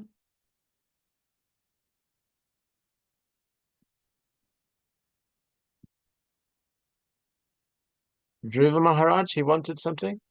Yeah, what did Dhruva Maharaj want? A kingdom greater than his grandfather or something like Yes. that. So under which category will he come? That's what I'm thinking. It's not distressed. No? It's not distressed. Okay. Distressed is someone else, like no other hope like that. That's also in Bhagavatam. Wealth, Dana. Dhanam is wealth is Dhruva, Artharthi. What is that? Who's the example of the distressed? Draupadi Mataji? Gajendra. Yes, Gajendra. Gajendra is the example for distressed. Yeah, Draupadi, like when you have no other choice, you go to Krishna. But Draupadi was already a devotee. Gajendra didn't know anything. Okay. Yeah, and Gajendra's prayers, if you read in Bhagavatam, it's amazing. He explains everything about Krishna. You know, there should be someone who's a controller of everything, someone who is there in everyone's heart, but he's not telling who it is. But Krishna comes because all that is of Krishna. And then when he see Krishna, he will take the lotus and offer to Gajendra saying, Narayana Akhila Guru Bhagavan Namaste. So the whole prayers of Gajendra, it's very powerful. And these prayers are very something which we should actually recite every day. It gives a lot of this solace from this material struggle. You know? So if we have got so much anxiety and all those, so Gajendra's prayers are so powerful because he is distressed. Then desirer of wealth is Dhruva. Inquisitive.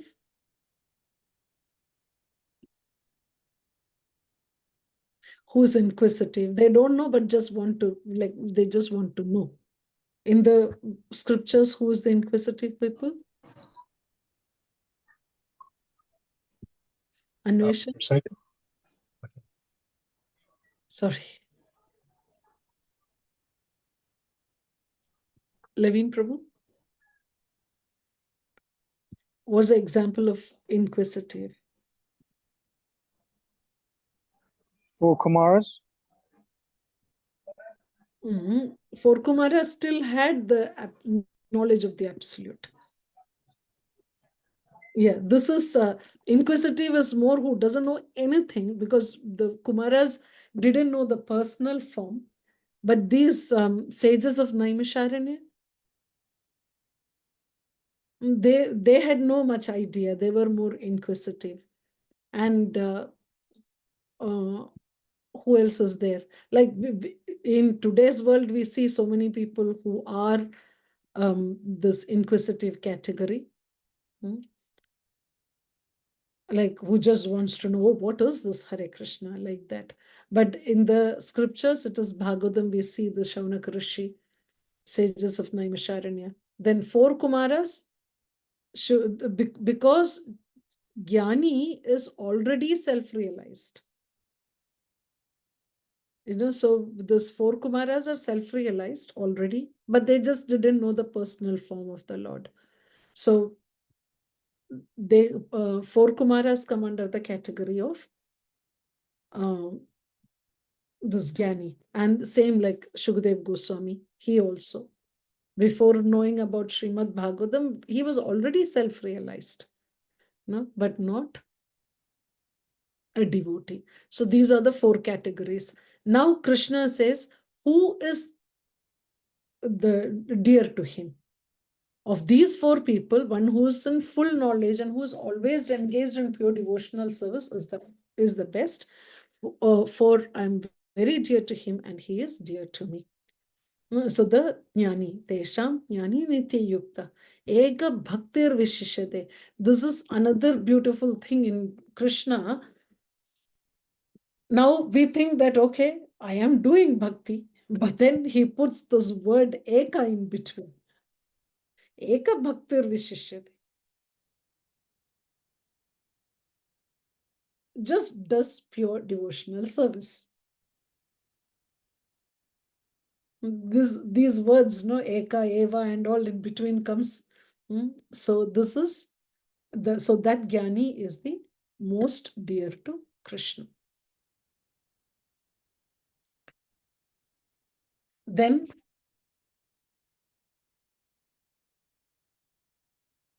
in this verse, which is the one which is have we come now? Here. All these devotees are undoubtedly magnanimous souls. But he who is situated in knowledge of me, I consider to be just like my own self. Being engaged in my transcendental service, he is sure to attain me, the highest and most perfect goal. So, this is the ending of that. Devotee in full knowledge is considered to be very dear to the Lord because his only purpose is to serve the Supreme Lord with love and devotion. So here we come to that stage of asakti. This is asakti, maya saktamana partha. Doesn't know anything other than Krishna. Doesn't know anyone other than Krishna and doesn't know anything other than that pure devotional service to Krishna.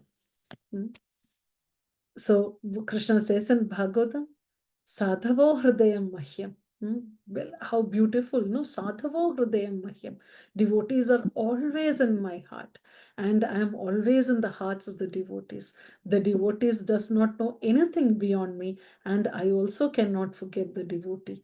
There is a very intimate relationship between me and pure devotees. Pure devotees in full knowledge are never out of spiritual touch, and therefore they are very much dear to me. So Krishna sells himself to his devotee. When Ambarish Maharaj was about to be killed by Durvasa Muni, and Durvasa Muni runs, like Durvasa Muni tries to kill him, and then what happens? The Sudarshan Chakra comes to kill, and Durvasa Muni is going all the different planetary systems. He goes to Lord Shiva, Brahma, everywhere, and finally he goes to Vishnu. And what does Vishnu say? This this Durvasa Muni is being followed by Krishna's disc, the chakra. And he is running everywhere, save me, save me. Lord Shiva says, I can't help. Brahma said, I can't help. So finally he goes to Vishnu, whose chakra it is. So what does Vishnu tell him? To go to the devotee and ask him for forgiveness. Why? Because the devotee is sure to the Lord. Yeah. The devotee is able to get the Lord to surrender to the devotee, such as the devotee's power. Yes. So what does Krishna say? What is his relation with him? Why? So see, this is Krishna's disc, his own instrument. And Durvasa Muni is telling, please save me. And Krishna says, sorry, I cannot help you. He's subject to his devotee's love. Yes. What does he say? Aham bhakta paradhina. What does it mean? Paradhina. Which, so adhina means swadhin, no? Swadhin means independent. Paradhin means I'm dependent on that person. I have, so Krishna is telling, sorry, Durvasa Muni, I have no independence. I may look like the controller of all these worlds, but I have no independence because I am bound by the love of my devotee. Aham bhakta paradhina.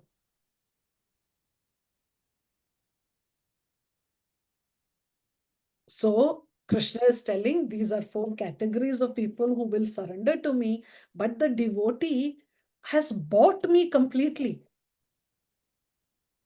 I am dependent on the devotee. And there to Durvasa Muni, Krishna says, how can I call the Sudarshan Chakra back? Because Sudarshan Chakra didn't take my permission to go. Same we see in Jagai and Mathai. Lord Chaitanya, he has decided that he will not take any weapon in this incarnation. Still, when Jagai and Mathai, the Mathai hit Lord Nityananda, the Sudarshan Chakra didn't wait for permission. Just went. So aham bhakta paradhina, that is what Prabhupada is saying here, that because the devotee doesn't know anything beyond Krishna, they actually capture Krishna in their heart. So that is the beauty of Krishna consciousness. So that's the next section. And then in 19 onwards, now Krishna speaks about why.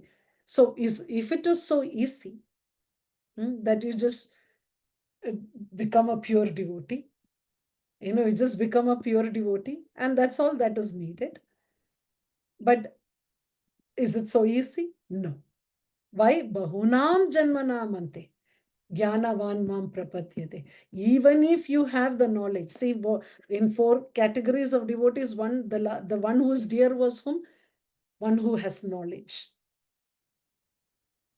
of the absolute truth. How much time will it take for them? Bahunam janmanam. Janma, we know janma means birth. At the end of so many births, after many births and deaths, who is in knowledge will surrender unto me. Why? Knowing me to be the cause of all causes and all that is. Such a great soul is very rare. This is very useful when we are preaching. We say, oh, why this person doesn't chant Hare Krishna? Why this person is like this? How many times I give prasadam? How many times I tell why they don't take? But Krishna is telling they will take time. Overnight, they won't become a pure devotee.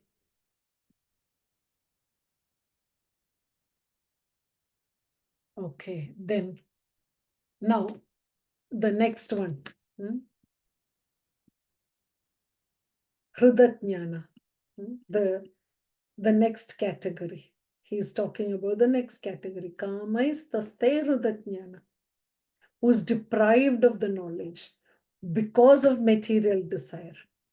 Now, why it will take a long time for anyone to surrender to Krishna, even if we are distressed, we may not go directly to surrender to Krishna.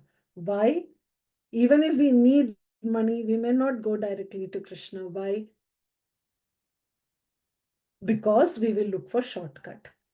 And what is a shortcut? Demigod worship. Who is a demigod?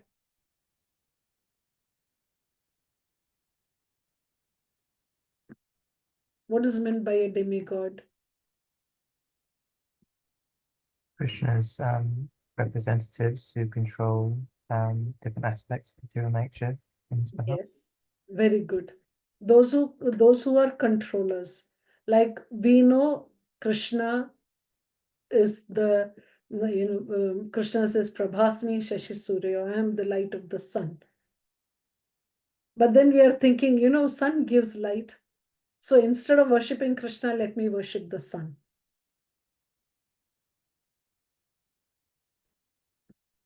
So you worship sun, that's a demigod. Or I need rain, worship Indra, like how in Krishna's pastime we see during Govardhan Puja, they're worshipping Indra. Why are you worshipping Indra? Because Indra gives the rain. And then Krishna says, why Indra? Govardhan Hill gives the rain, not Indra. So we should worship Govardhan Hill is giving everything to us. So let's worship Govardhan. But they are telling, no, Indra gives us the rain. Let us do Indra Puja. Let us worship Indra. So that is a demigod who is in charge of the different departments of the universal government. Simple understanding. So we have finance minister as Lakshmi Devi, education minister as Saraswati. So like that, different ministers for each department. So instead of going to the prime minister, I might as well go to the minister of that department. Why do they go? Because easy. Faster access. Why it is faster? Looking at the immediate benefit. Why it is faster going to the demigod? The demigods don't consider whether something's good or bad for us. They just can immediately give, whereas Krishna will kind of think, will this be beneficial for my devotee? Yes, demigods doesn't think whether we need it, whether it is good for us. They just give. Why do they give like that without looking?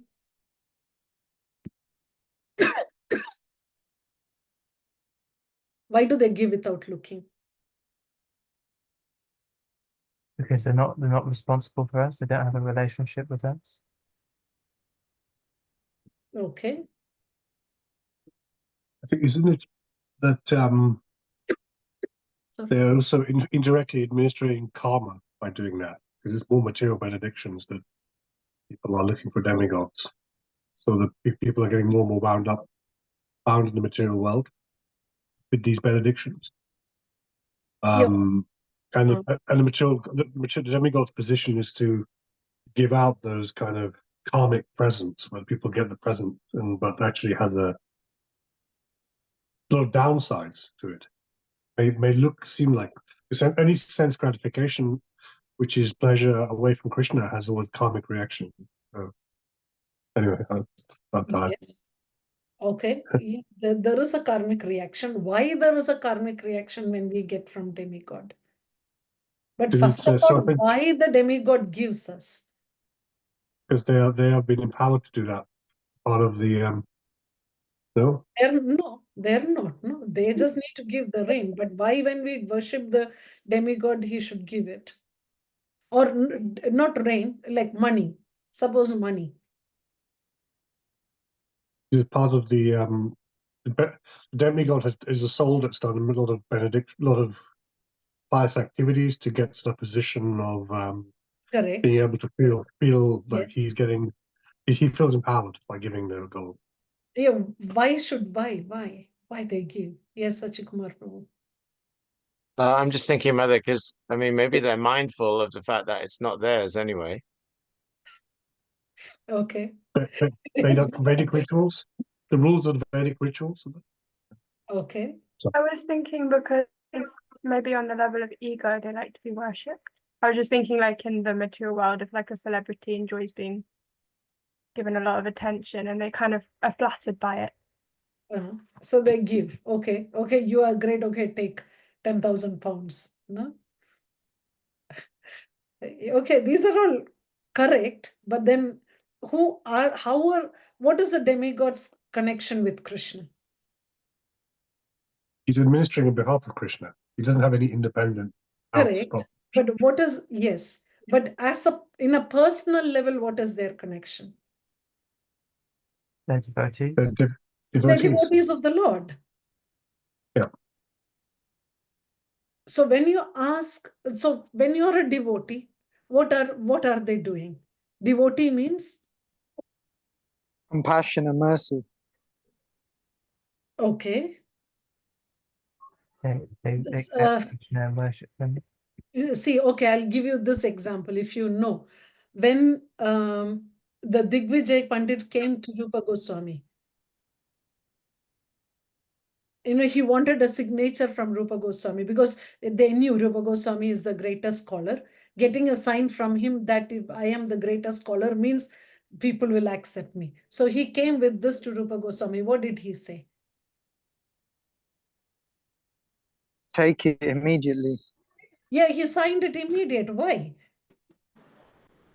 What was Rupa Humility, Goswami's no logic? ego. That Hmm. they won't disturb me. Oh, I get it. So they're not disturbed, so they can carry on with whatever they're doing. Yes, exactly. Rupa Goswami said, okay, you are the greatest scholar. Please take and go. Let me worship Krishna. Hmm. So the demigods are devotees of the Lord. So when we are asking Lakshmi, please give me money, Lakshmi is telling, okay, you want money, just take it and go. Let me worship Krishna. But what about like instances with Indra's got a fair few These are, pastimes that where is a pastime. That is a pastime, no? To just show that Indra was proud. That happened. That's just to teach us. I see. So it's not actually All the time. See, Indra and Brahma and all, they get that only once in a day of Brahma. He gets this thought that, oh, maybe I am greater than Krishna. Is Krishna really the Supreme Lord?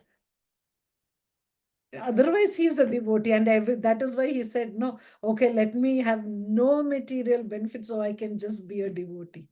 And he came in Chaitanya Leela as Haridas Thakur. Haridas Thakur, yes. So in general, they are devotees. Sometimes they get that thing. So when we are asking, say, compared to how much wealth Lakshmi has, we ask for 10,000 pounds or, oh, okay, Lakshmi, I have to say, no, I need money to pay my rent. How much is your rent? Oh, 700 pounds. Okay, just take it. It's nothing for her. What about like the pastimes in the sixth canto with Britasura, for example, where Indra is kind of put more in a mixed devotional context compared to Yes, Vritrasura is very special. That is that is a pastime. Pastime means there is a reason for that happening. Wow. So it's not a general thing. No. Yeah, it's not a holistic view on where Indra is as a person. It's Krishna's arranged that Leela to teach. Just like I guess with Arjuna being bewildered, seeming like he doesn't know. Oh, wow. Could I ask a question, please? Yeah. I was just wondering, like if the demigods are devotees, and they obviously don't want to be distracted, like you said, but wouldn't they still, if we ask for something, want to consider whether it's best for us? Like if someone asks for something that's really bad, then wouldn't they as devotees not want to give that? Okay, now when you were a child, when you wanted a chocolate, did you ask your mother or uncle? Both, probably. Who will give you faster? Well, my auntie. Auntie, yes. Why? Because she just wants to spoil me. They don't think, they just love, they just, okay, take. Yeah. And the mother will say, no chocolate. I had enough chocolate today. No more chocolate. Because mother is fully thinking of us, what is good for us. They know the whole thing. In this case, it's just, okay, demigod. Demigod is not thinking about what is our situation, what you will do. They just give. Now, more important, when they give us money also, from where they're giving money?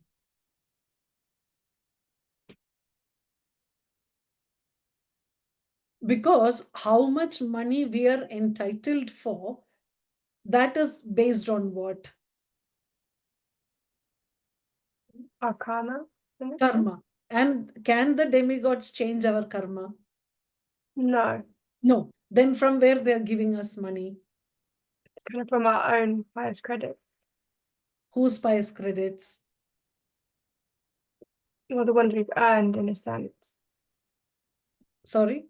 Is it like the credits we've earned in a sense through Correct. actions? See, we have see now, suppose we are supposed to get 10,000 pounds this year and 10,000 pounds next year, and we want to 20,000 pounds now. The demigod will give us next year's 10,000 now. Mm. So we get 20,000 this year, but next year nothing. Okay.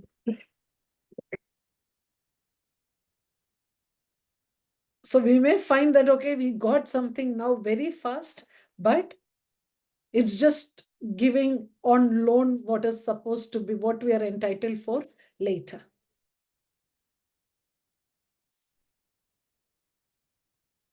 So, but even if demigod is giving, ultimately, Krishna is the one who is allowing us to pray to that deity, because Krishna is there in the heart.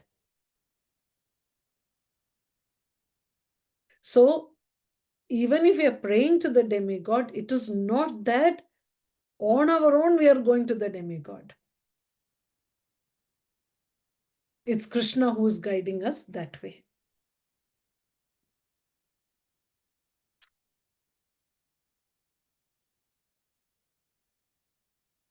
Okay, then, but so if the demigod is sanctioning, because demigod is not independent, even when the demigod sanctions, Krishna has to sanction also. They're not independent.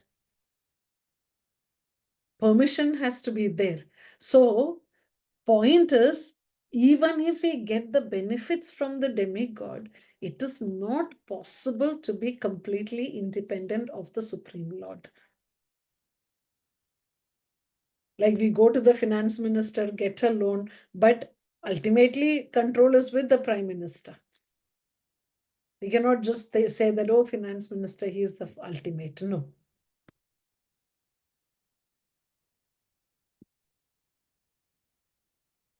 So, even if we need some material benefit, we have two choices.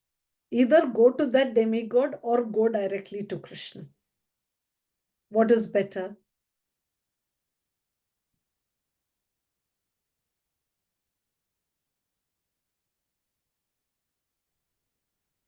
Which I is choose Krishna. yes, going to Krishna. Why Krishna prefers that?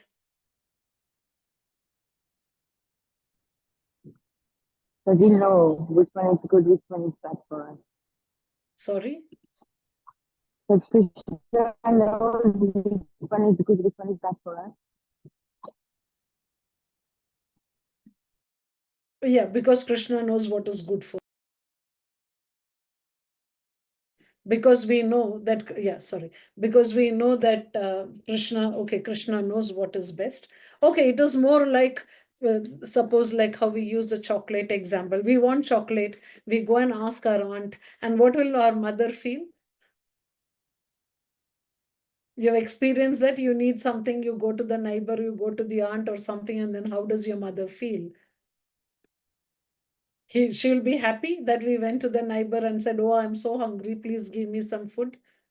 Yeah, like Mother Yashoda, she's like, Krishna, we have plenty of yogurt and butter. Why are you going stealing? Yeah, exactly. So even if whatever it is, our parents would like us to ask them instead of going to someone else. So the same way Krishna thinks, even if you're asking Krishna, Krishna thinks, okay, at least asking me.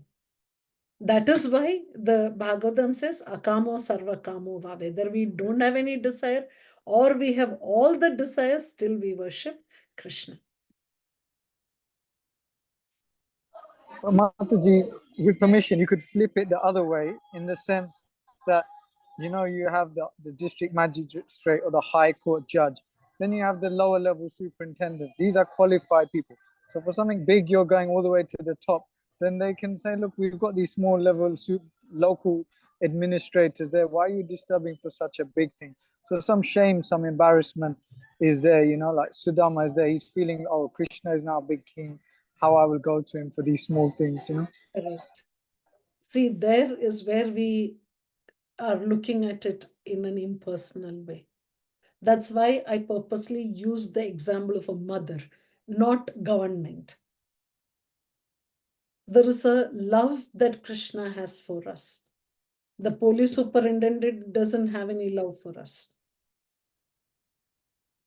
Krishna will say, no, later on, Aham bija pradapita. I'm the seed giving father. He is Pitaham asya jagato. I am the father of the all existence. So he is not a government officer.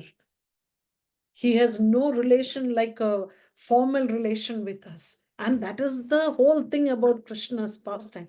My relation with my devotee is personal, not some official relationship. And that is why Krishna's Prabhupada always talks about how you will feel when you keep asking Krishna, give me my daily bread. How upset he will become because I am anyway giving you. But even if you want to ask, okay, I am hungry, give me some food, better ask Krishna than anyone else. So yes, true, if we can go to some demigod, if we look at it as Krishna as the supreme authority. But for a devotee, he is no authority. That is Krishna's pastime. Yashoda is, Nanda Maharaj saying, oh, I have to correct Krishna. Yashoda is thinking, I have to correct Krishna. Otherwise, he will become very naughty. He will get bad name. So I have to correct him. And even Jagannath Mishra was punishing Lord Chaitanya. And at night he had a dream that Krishna, the Lord Chaitanya is Krishna himself. And then he said, I don't care whether Lord Chaitanya, whether Nimai is Krishna, but if I don't correct my child, who will correct?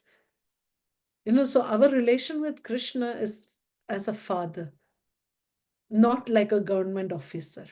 That is the difference. So for the devotee, Krishna is everything. Now, I always tell about this one story I read long back before coming to Krishna consciousness. So the story of some normal person, and he struggles so hard, and all those, finally everything is good for him. And then he is walking on the bank of the Ganges. It's a Bengali story. So he's walking on the bank of the Ganges, and far away he will see the temple. So he's looking at the temple and praying. He's telling Sri Sri Radha Vallabha, I don't know anyone other than you. And even if someone is there, I don't want to know. That is the devotee's position. Even if someone else is there who can give us better, we don't want to know. I'm happy with Krishna. Okay? So, yeah, that makes total sense, Mati. Thank you. But this is for a devotee. Yes. What about non-devotees? Because sometimes in ISKCON we're like, oh, don't do demigod worship, always go to Krishna. But if someone is not a devotee or they don't do devotional service or have relationship, then maybe they are not realizing. But Krishna still thinks of them as his son or daughter, no? Krishna is telling Pitaham Asya Jagato. I am the father of everyone, of the whole world. Whether the child accepts the father or not, the father still accepts the child, right? So that is why we have Jagannath. Because that's completely different philosophy now, because Krishna is the small boy in Vrindavan.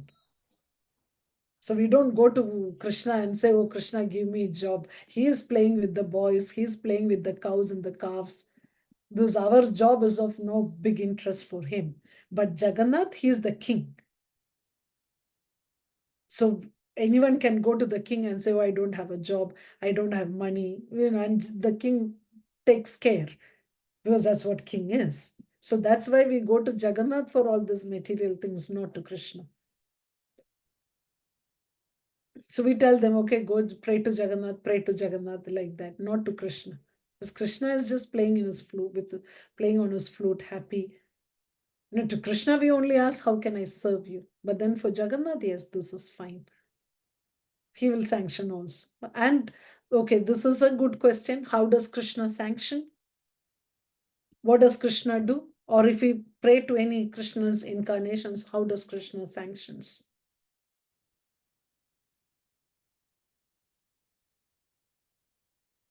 How will Krishna sanction this if we ask Krishna? Like earlier, Cicely said that Krishna will look whether we are ready for it. It is good for us. Yeah, it is good for us. That's what Krishna will see. But then how will Krishna sanction it then? He will give it to us, our desires, in a way that will help us to increase our love and appreciation for him, rather than just maybe in the way that we might think of it. Yes. Okay, very good. One way is that Krishna will give it to us. But when will Krishna give us? What will Krishna do first? Have you ever experienced that you ask for something and you ask and you try and all those, and at one point you think it just doesn't matter, and then you get it? Have you experienced that?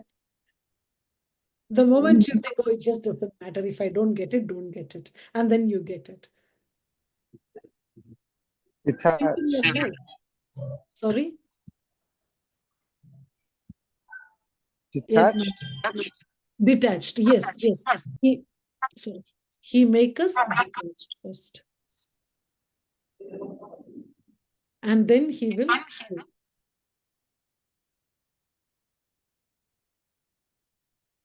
That is one thing. He make us detached. Another way, how we think that, okay, I don't want it. Another way is, if the devotee prays to Krishna so much, Krishna will reveal something to us which will make us realize that this is not the correct thing for us. And then we ourselves will decide, no, I don't want. Have we experienced that? Something we really want and we are praying to Krishna, and then finally we think, oh, wait a minute, that's not something, I don't think it's that great as what I thought. Suppose you are looking for a job, okay, my dream job, like that you're thinking, and then we meet someone who has the same job, and they tell you, you know what, that job, what you're thinking, no, I work there and it is not as good as you think. And then we think, okay, no, I don't want that. And done, desire is finished. Have you experienced it like that sometime? I didn't experience it, but that sounds like Dhruva Maharaj is praying that he found some broken glass, Yes, yes, very good.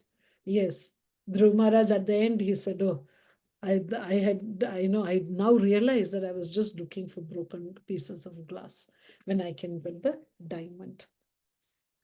So these are the differences between demigod worship and worshiping Krishna. You can read more, and then if there are any questions, we can take it later. So, men of small intelligence worship the demigods, and their fruits are limited and temporary. Those who worship the demigods go to the planets of the demigods, but my devotees ultimately reach my supreme planet. So, our aim is where we want to go. We just want to go to the demigod planet where we come again, take birth, or finish it off for once for all and go back to Krishna. So that's why devotee has a lot of strength in that way to deal with the material energy. Okay, fine, this only till I die, so it's okay, like that they will think.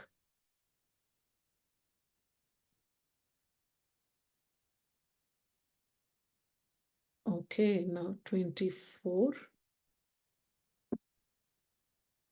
Now the second category. First category was the demigod, the demigod worshippers. Then the second one is this impersonalist. And so those worshippers of demigods are described as less intelligent. Impersonalists are also less intelligent. They are also less intelligent. What does less intelligent mean? Less intelligent means they are ready to, what do you call, for something lesser. They're okay with something lesser. That is less intelligence, no? They're not looking at the higher thing.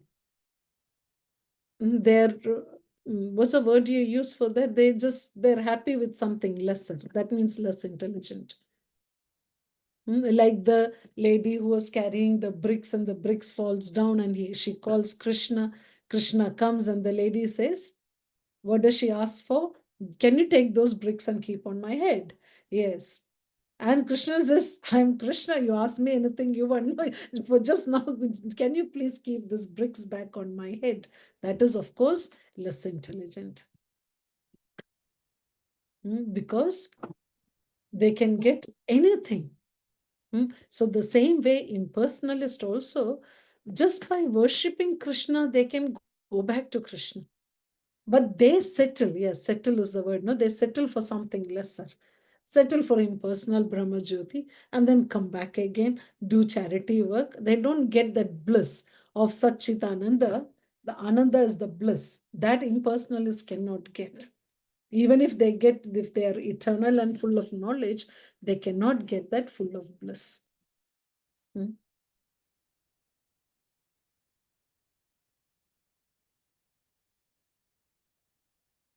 Okay. So, yeah, wherever this impersonalism comes, Prabhupada, gives us a lot of information about it. So you can read that. So let me, otherwise I'll just, so that is the impersonalist. Now, next one is,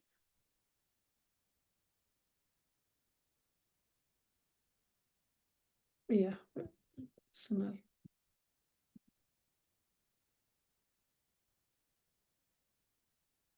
Why we are not able to see Krishna?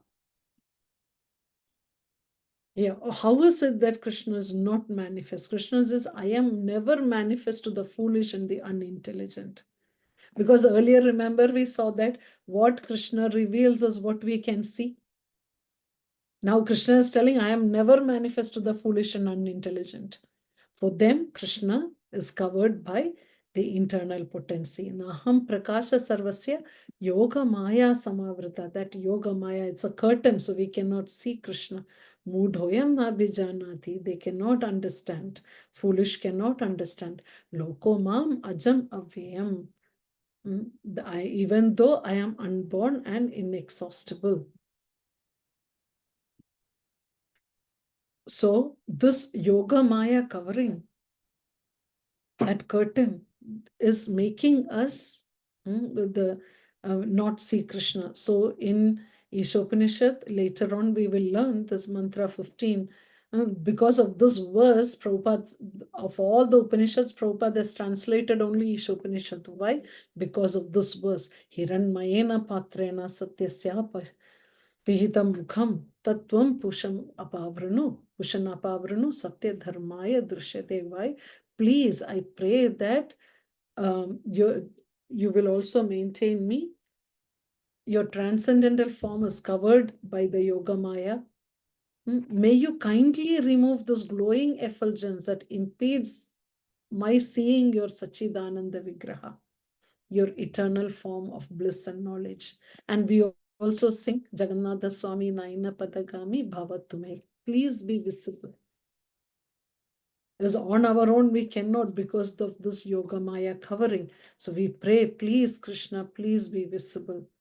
Then 14.7 Srimad Bhagavatam, Brahma's prayers. So no one can understand you. Why? Because of expanding your internal potency. No one can understand. So we cannot understand. Where all? Yeah, so he's telling that Krishna says next that the Krishna knows everything, but no one knows him. That's special about Krishna. So again, this chapters 7, 8, 9, 10, 11, 12 talks about the personal form of Krishna. Anyone who knows these chapters will know Krishna is a person. So Krishna is telling, I know everything, past, present, future, everything. I know all the living entities. So here we can see there is difference between the living entity and Krishna. Living entity at any point of time can never become Krishna. That's the point here. Now impersonalism and personalism, no, we can never become Krishna.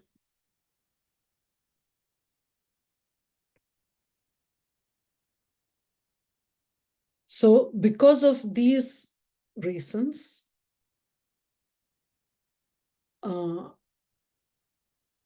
because of the Yoga Maya potency, the living entity is bewildered. Because the living entity is bewildered, they cannot see Krishna. Why is it the Yoga Maya potency and not the Mahamaya potency? This is the, like both, no? Like Yoga Maya is the main one. It depends on who it is. If it is a materialist, it is more Mahamaya, the illusory energy, 3 modes we have seen. Now we came to the impersonalist and the demigod worshippers, impersonalist especially, that is where we are coming, that they are covered by the Yoga Maya, that Yoga Maya veil, that Queen Kunti Prabhupada says here, Queen Kunti also prays. There she says Maya Yavanikachanam. She doesn't say Yoga Maya or Mahamaya. So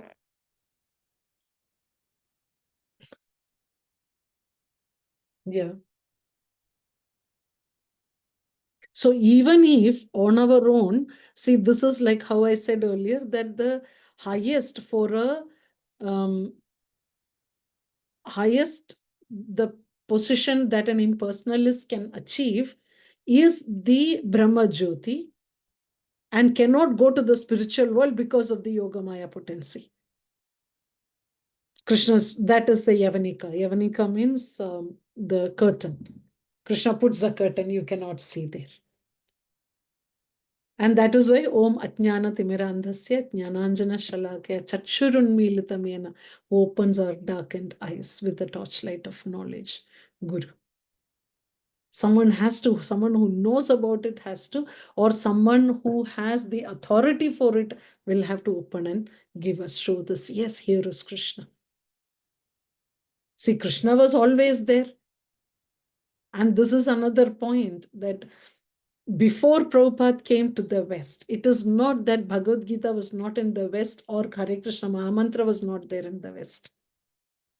Just before Prabhupada, Allen Ginsberg brought to Hare Krishna, he was chanting Hare Krishna, but no one knew. The same way there were so many people who brought Bhagavad Gita. Before that, Swami Vivekananda spoke about Bhagavad Gita. But that never created any transformation of the heart, because they're not empowered. We need a bona fide acharya to come and say. But then when Prabhupada, if we hear the first lecture that Prabhupada gave in England, it was a recorded lecture and they played it.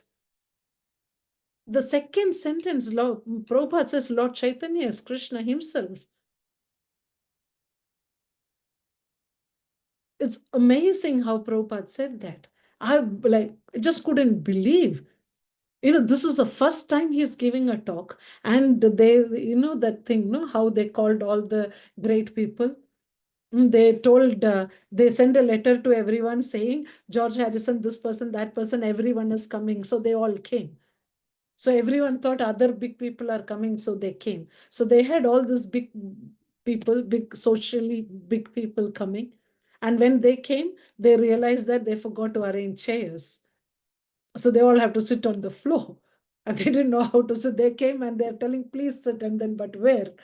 And then they played this recorded lecture of Prabhupada, which Prabhupada sent the tape. And Prabhupada starts, ladies and gentlemen, and second son, welcome, and Lord Chaitanya, who is Krishna. How could Prabhupada say that? Because he had the power to show us, that remove the veil and show us.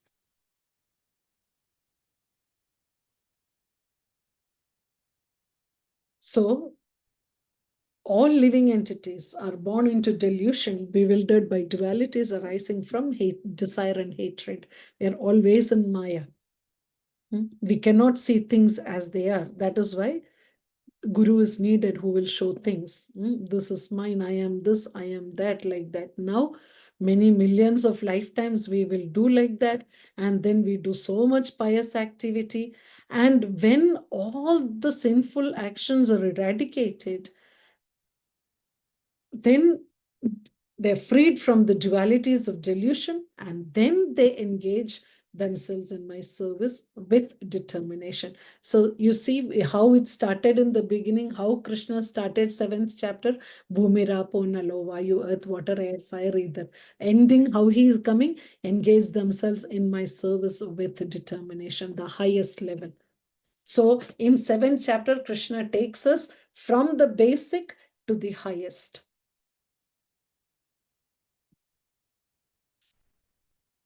So Krishna said, who are the 4 people who cannot see Krishna, who cannot understand?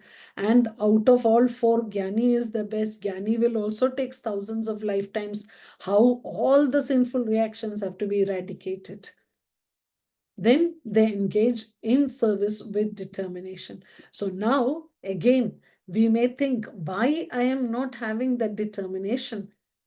I think that, okay, tomorrow morning I'm going to get up at 4 o'clock, 4:30, I will do the Mangalarti, I will do this, I will do that. So much we are thinking, but the next day morning, then suddenly we wake up and see that, oh, it's already 6 o'clock. Oh, what happened to my alarm? Oh, I switched off the alarm, I slept off.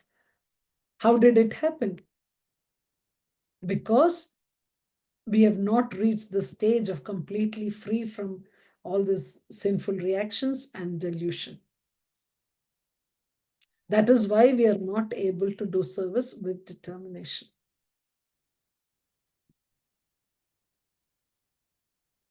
So slowly, eventually,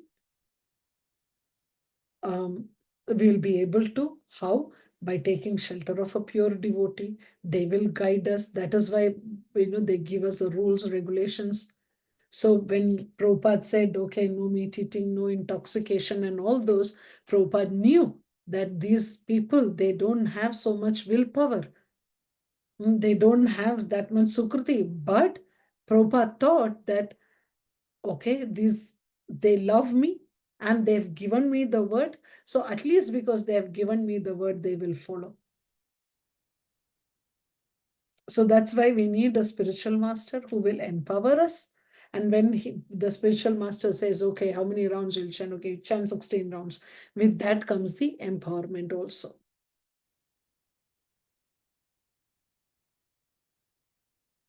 Then 29, like this we continue. Jara marana mokshaya mama shrutye tantiye.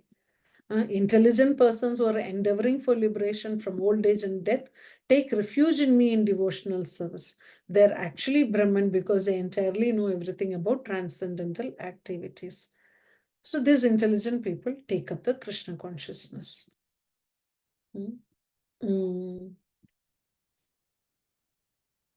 Okay. And then he puts, now this is very important verse because this is the basis of 8th chapter.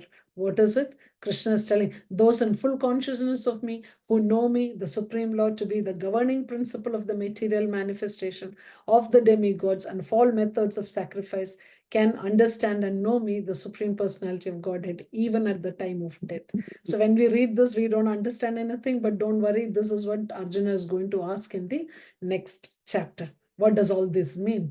Krishna, you told me all these things. What does all this mean? No? So Yeah, so we read the summary earlier that these different kinds of people are there, but devotee is the best.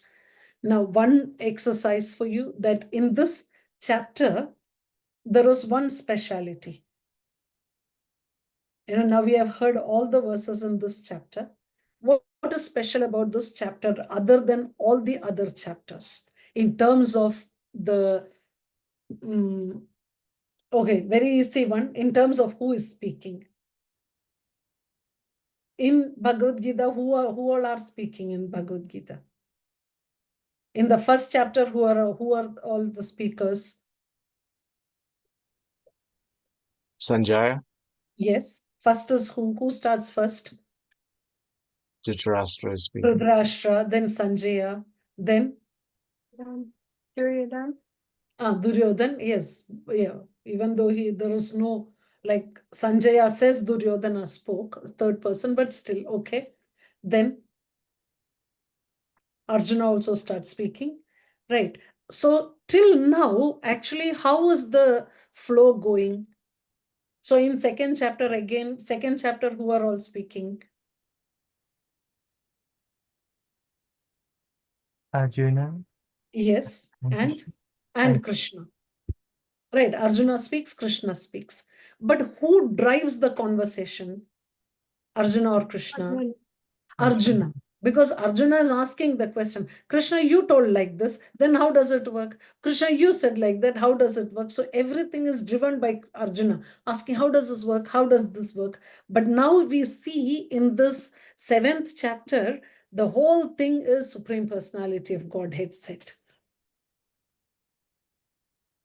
And in the previous chapter, in chapter 6, at the end, who is speaking?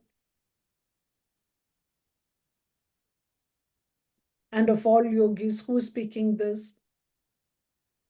Krishna is saying. Krishna is saying. So now Krishna is ending the 6th chapter, and without Arjuna asking anything, he started the 7th chapter on his own. So that's very special here.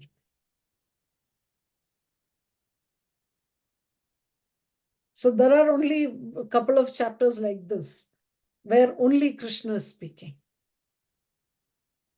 And Arjuna is not even asking any question. So it's very special about this chapter. So, okay. So now we'll just...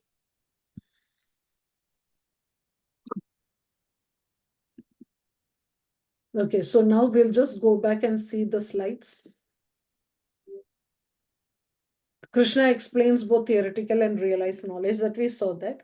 He spoke about how the existence happens, but also I'm the taste of water, how we can realize Krishna. Focuses on knowing Krishna as the ultimate truth. Then the different sections. First one was just here. Then he spoke about his material and spiritual energies. Then he said about all about Bhumira Punalo Vayu Ghamano Buddhirevacha Ahankare Diyame Bhinna. Bhinna means separated energy. But then I am the Lord, I am the one who's maintaining. How he is maintaining, like how the pearls are strung on a thread. So the thread is Krishna. Then Krishna says he is controlling both. He's a controller of both material and spiritual worlds, and he is also controller of the modes of material nature. And the only way to come out of those modes of material nature is to surrender to Krishna. And we saw Devi Hesha Gunamayi. No? Then the 4 categories of people who doesn't surrender, and 4 categories of people who surrenders. And then out of all those who surrendered, Jnani is the best. Then the other 2 categories, less intelligent categories, demigods and impersonalists, settle for less. Then the last section is living entity, how the living entity is covered by this Maya Yavanika, the curtain of Maya. Then the only way to get freedom is by devotional service. And if we have to be determined in our devotional service, then we should have got rid of all our sinful reactions. And if Krishna says, if you are able to practice devotional service, go on like that, and then even at the time of death, we will be able to remember Krishna. Okay? Some idea? If you feel like I want to read 7th chapter more, it is successful.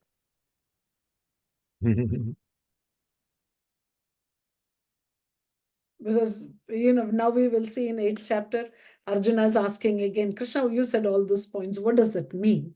So which means Arjuna also didn't understand. So it's not that we have to be sad, oh, I didn't. There's so much more, but we read more and more. Okay? Yes, 9, Prabhu. I will just take one question. It's already over time. Oh, it was by mistake. Apologies. Okay, you don't have a question? Okay, so we'll stop here. I don't know about you, but I thoroughly enjoyed talking about Krishna, knowing about Krishna, and it is only 7th chapter. It goes and goes, and it's more and more nectar. So, okay, I'll see you next week then. Some of you I'll see in person then. Yes, Prabhu, Sachikumar Prabhu. I just want to, Mother, because you mentioned at the beginning that the point is about Bhagavad Gita is not about passing the exam. So I'm trusting that you also have our back in that we are studying for Bhakti Sastri, preparing for that as well. Yeah. See, how we look at it is, I study, see, the Bhagavad Gita, all the questions that are being asked in the exam, anytime, even in the middle of sleep, someone wakes us up, we should be able to answer. Right? So we are not studying for the exam. Exam is just to check how much we have understood. And it is very powerful. If you think like that, it is very powerful. So that's why, like for me, when I am taking the class, it's more for my learning. I am learning it. So when I study, I just want to study. It's not about the exam, but I like the exam because that, I think you have only 10 minutes exam or something. That 10 minutes is fully absorbed in Krishna. And then you will start enjoying the exam also. I heard that this batch is very good. They do everything fast and they know everything and all those. Yeah, so they are all doing good. But I'm just saying, so my point is, why I'm saying is because one, Madhaji told me once, till now, in all the exams, I got 100%. And then the last exam, everything was correct, but I only got 99. Then I spoke to one devotee in Mayapur Institute. He told me, I never give anyone 100 because that means they know fully, which never happens.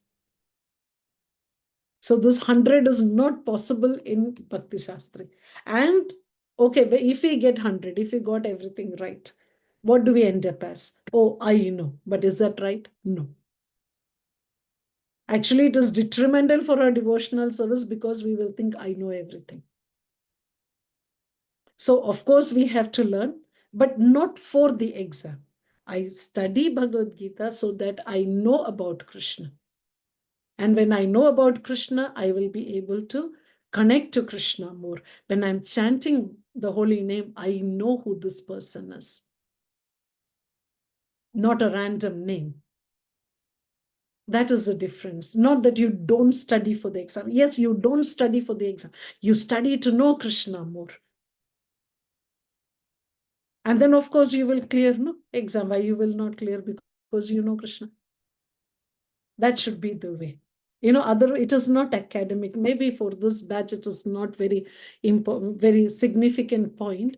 But sometimes I see that it's just academic. But this is not academic. This is for us to love Krishna. Once I was telling my spiritual master that I'm just doing all the service mechanically. And then he just looked at me and said, how many times have you read Krishna book? Means, of course, you will be mechanical because you don't know Krishna. So this Bhagavad Gita is for us to know Krishna. Okay, Prabhu, does that answer your question, Prabhu? Thank you. Yeah. Great. Yeah. I'm just putting the proper attitude. I can hear all A star. Yeah, should be. When we're hearing from you, Mother. Yeah. Great. Okay then. Okay, thank you so much. Vansha kalpatarubhyascha. Kripa Sindhu Gitanam pavanebhyo Vaishnavebhyo namo namaha. Srila Prabhupada ki jai. Yeah. Srila Bhagavad Gita ki jai. Thank you so much. Hare Krishna. Hare Bol. Hare Krishna. Wishing you happy Janmashtami, Mati, and everybody else for Oh tomorrow. yes, happy Janmashtami. Meditate on this Janma Karma Chame Divyam tomorrow. And then we can be very grateful to Prabhupada day after tomorrow, because without Prabhupada we won't get any of this. So good meditation. Thank you. Thank you, Prabhupada. Yeah.